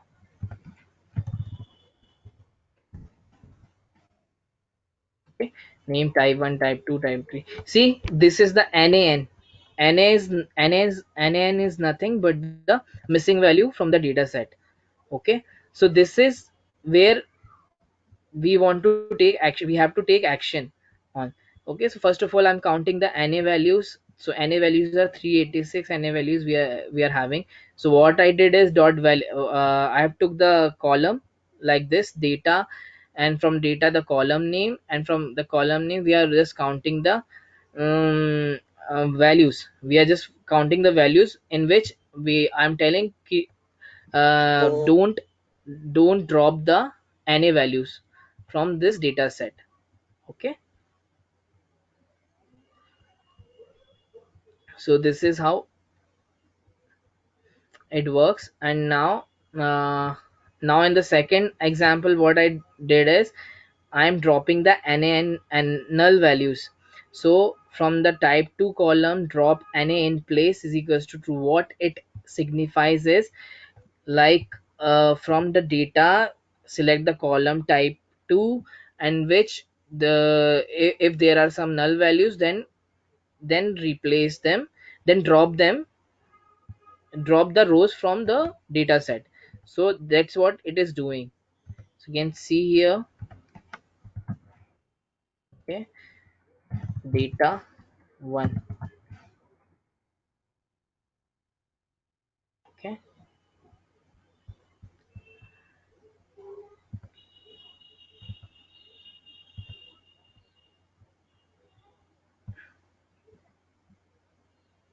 Hmm. Okay, because I have not saved it, that's why it's not showing. Okay, I will show. So there were a lot of null values which actually dropped everything. So see, we are not able to see any data in here. What happened is we have dropped each and everything from the data set because there were na values. present in the data set. So this is how drop NA works. Okay,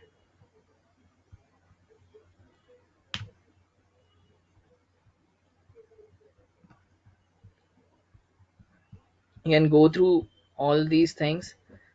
uh, Apart from this, 1 minute.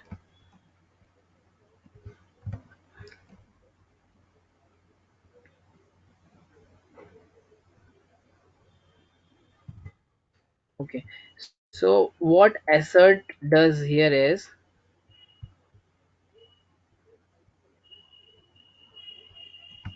assert here, assert checks for the, like, assert if 1 equals to 1, so it will give true.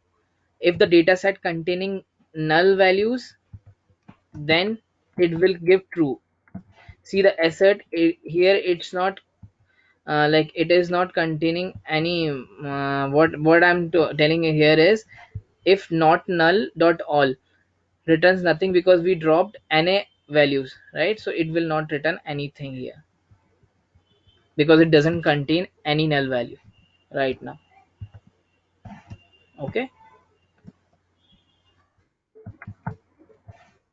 and the fill NA, if you have some data with the NA values, it can fill the data with whatever the value will give here.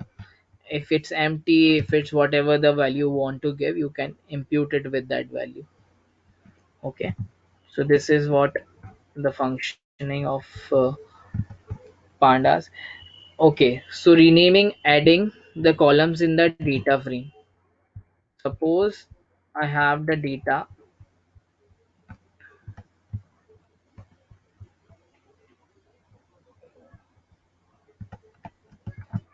Okay, this is my data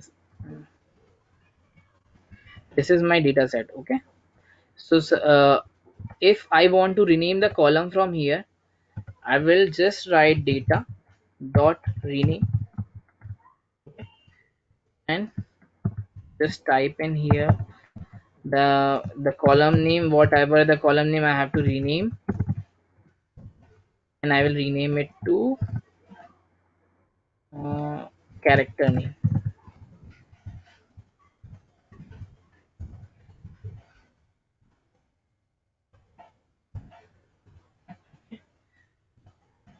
And you also have to define the axis.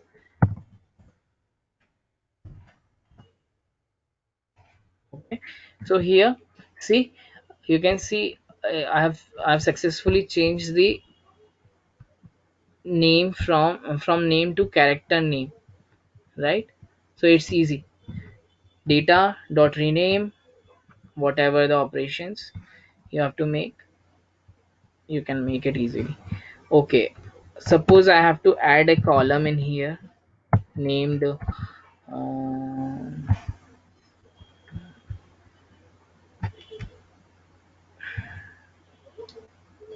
okay, name, because we have renamed it to character. So I want another column with the name, which should tell me uh,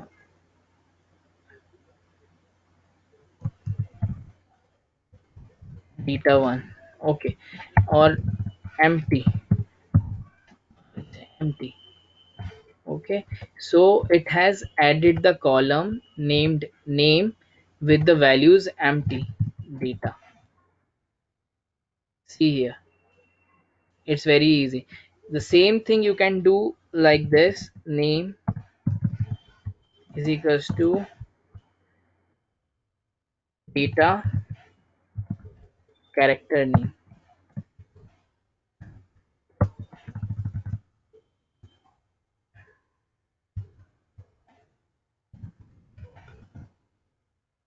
See here,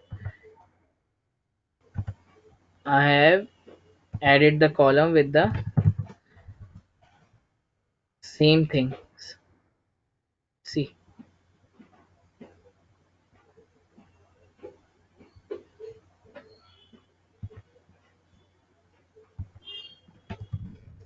are you guys getting it?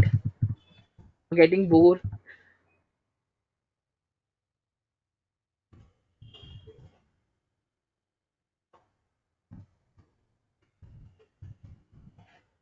What part is remaining? Nothing else. Just it's yet like 10 to 15 minute session is remaining. That's it.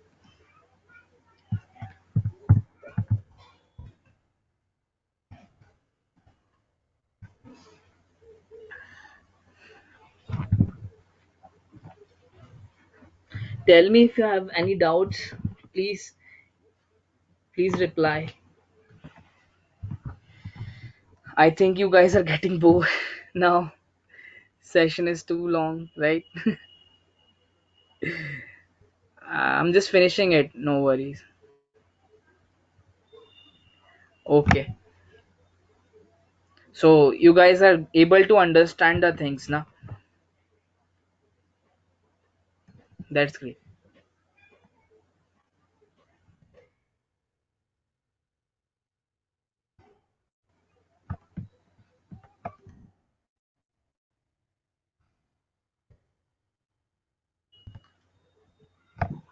Okay. So Thank you, sir. yeah. Hello. Yes, thank you, Yeah, yeah. sir. Uh, Okay. Session, all the Okay. doubts have been cleared, sir. Yeah. Just ask them if they are having some doubts on this.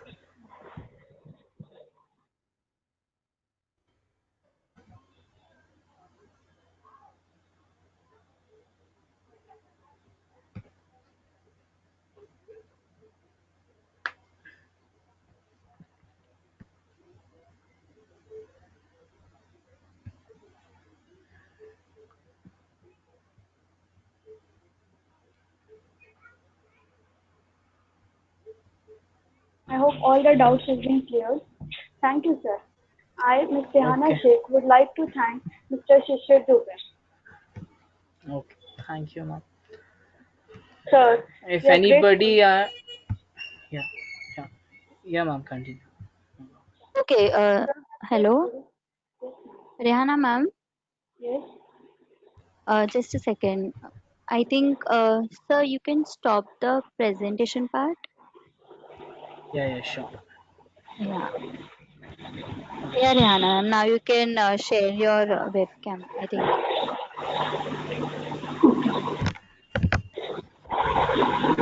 Now is it visible, ma'am? Karishma, ma'am. Is it visible, Yes, Karishma, yes, ma'am? yes, yes, yes, ma'am. Please go ahead. Yeah. Yeah. Sir, we are grateful for the time and efforts you took to share your experience and knowledge and introducing us about data science and its importance as a career option. Also covered with the topic data science life cycle, making us aware about tools used in data science such as NumPy and Panda and using them for analysis, manipulation and transformation of data. And also with some basics of Python with hands-on of commands and programs. It was a very informative and interactive session, and I hope it will be more interactive in upcoming 2 days. A special thanks to all the participants for their enthusiastic participation and making the session interactive. As we already know, this webinar is a series of 3 days. After today's session, the day 2 webinar will be covering the topic data preprocessing techniques, supervised and unsupervised learning. We are looking forward to such active participation in coming 2 days. Feedback form link is there in the chat box. Participants kindly fill it.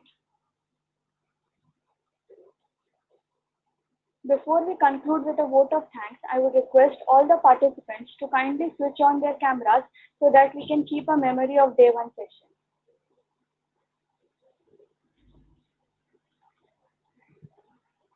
Sir, you can also share your camera.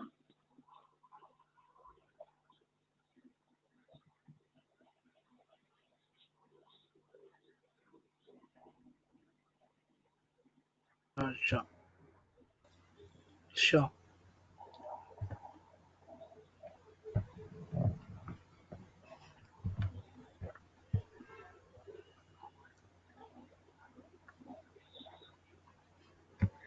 Helen sir, are you able to see all the participants? Helen sir? Hello. Yes, ma'am. There are very few participants who have switched on their cameras yet. Okay. So requesting all the Kindly switch on your participants. cameras. Yeah, all the participants are requested to switch on their cameras for a while.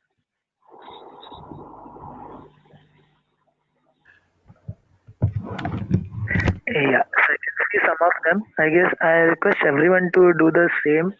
Whoever is present, please.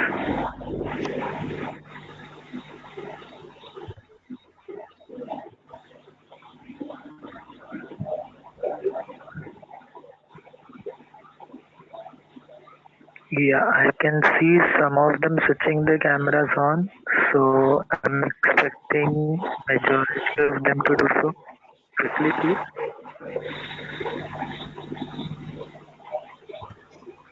Yeah.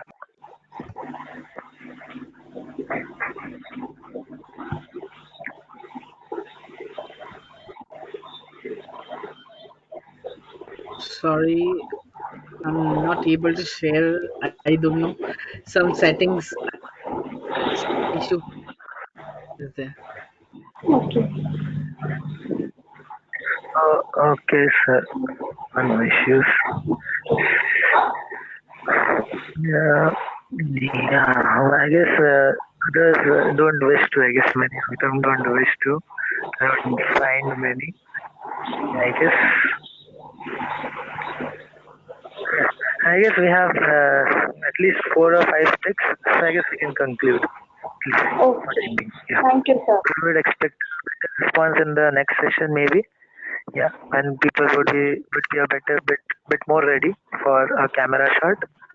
But for this session, let's wind it up. Yeah, thank you. Okay. Okay. Thank you, Helen sir. Participants, tomorrow's session will start at sharp 10 a.m. on Google Meet. All are requested to start joining at least 10 minutes prior to avoid any technical problems. Till that, keep practicing, stay safe, stay connected. Have a good day. Thank you, everyone.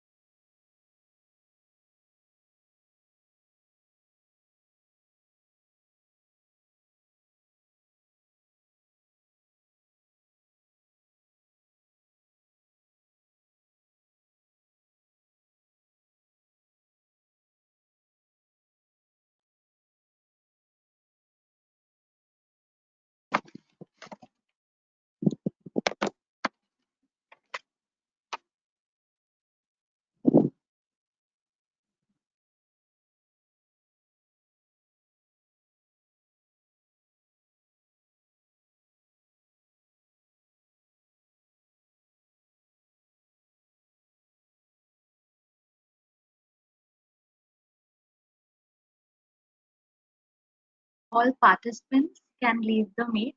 Thank you.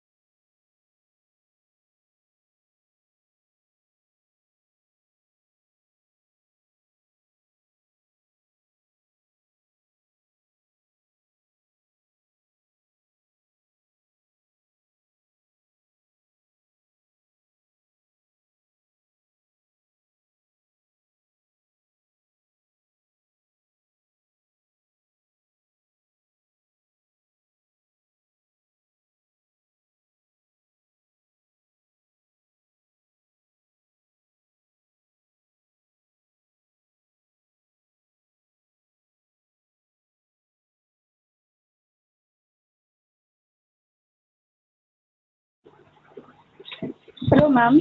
Can we leave the meet? Hello. Yes, Rihanna ma'am. Suyesh sir, Yes. Trupti ma'am. Suyesh sir is here.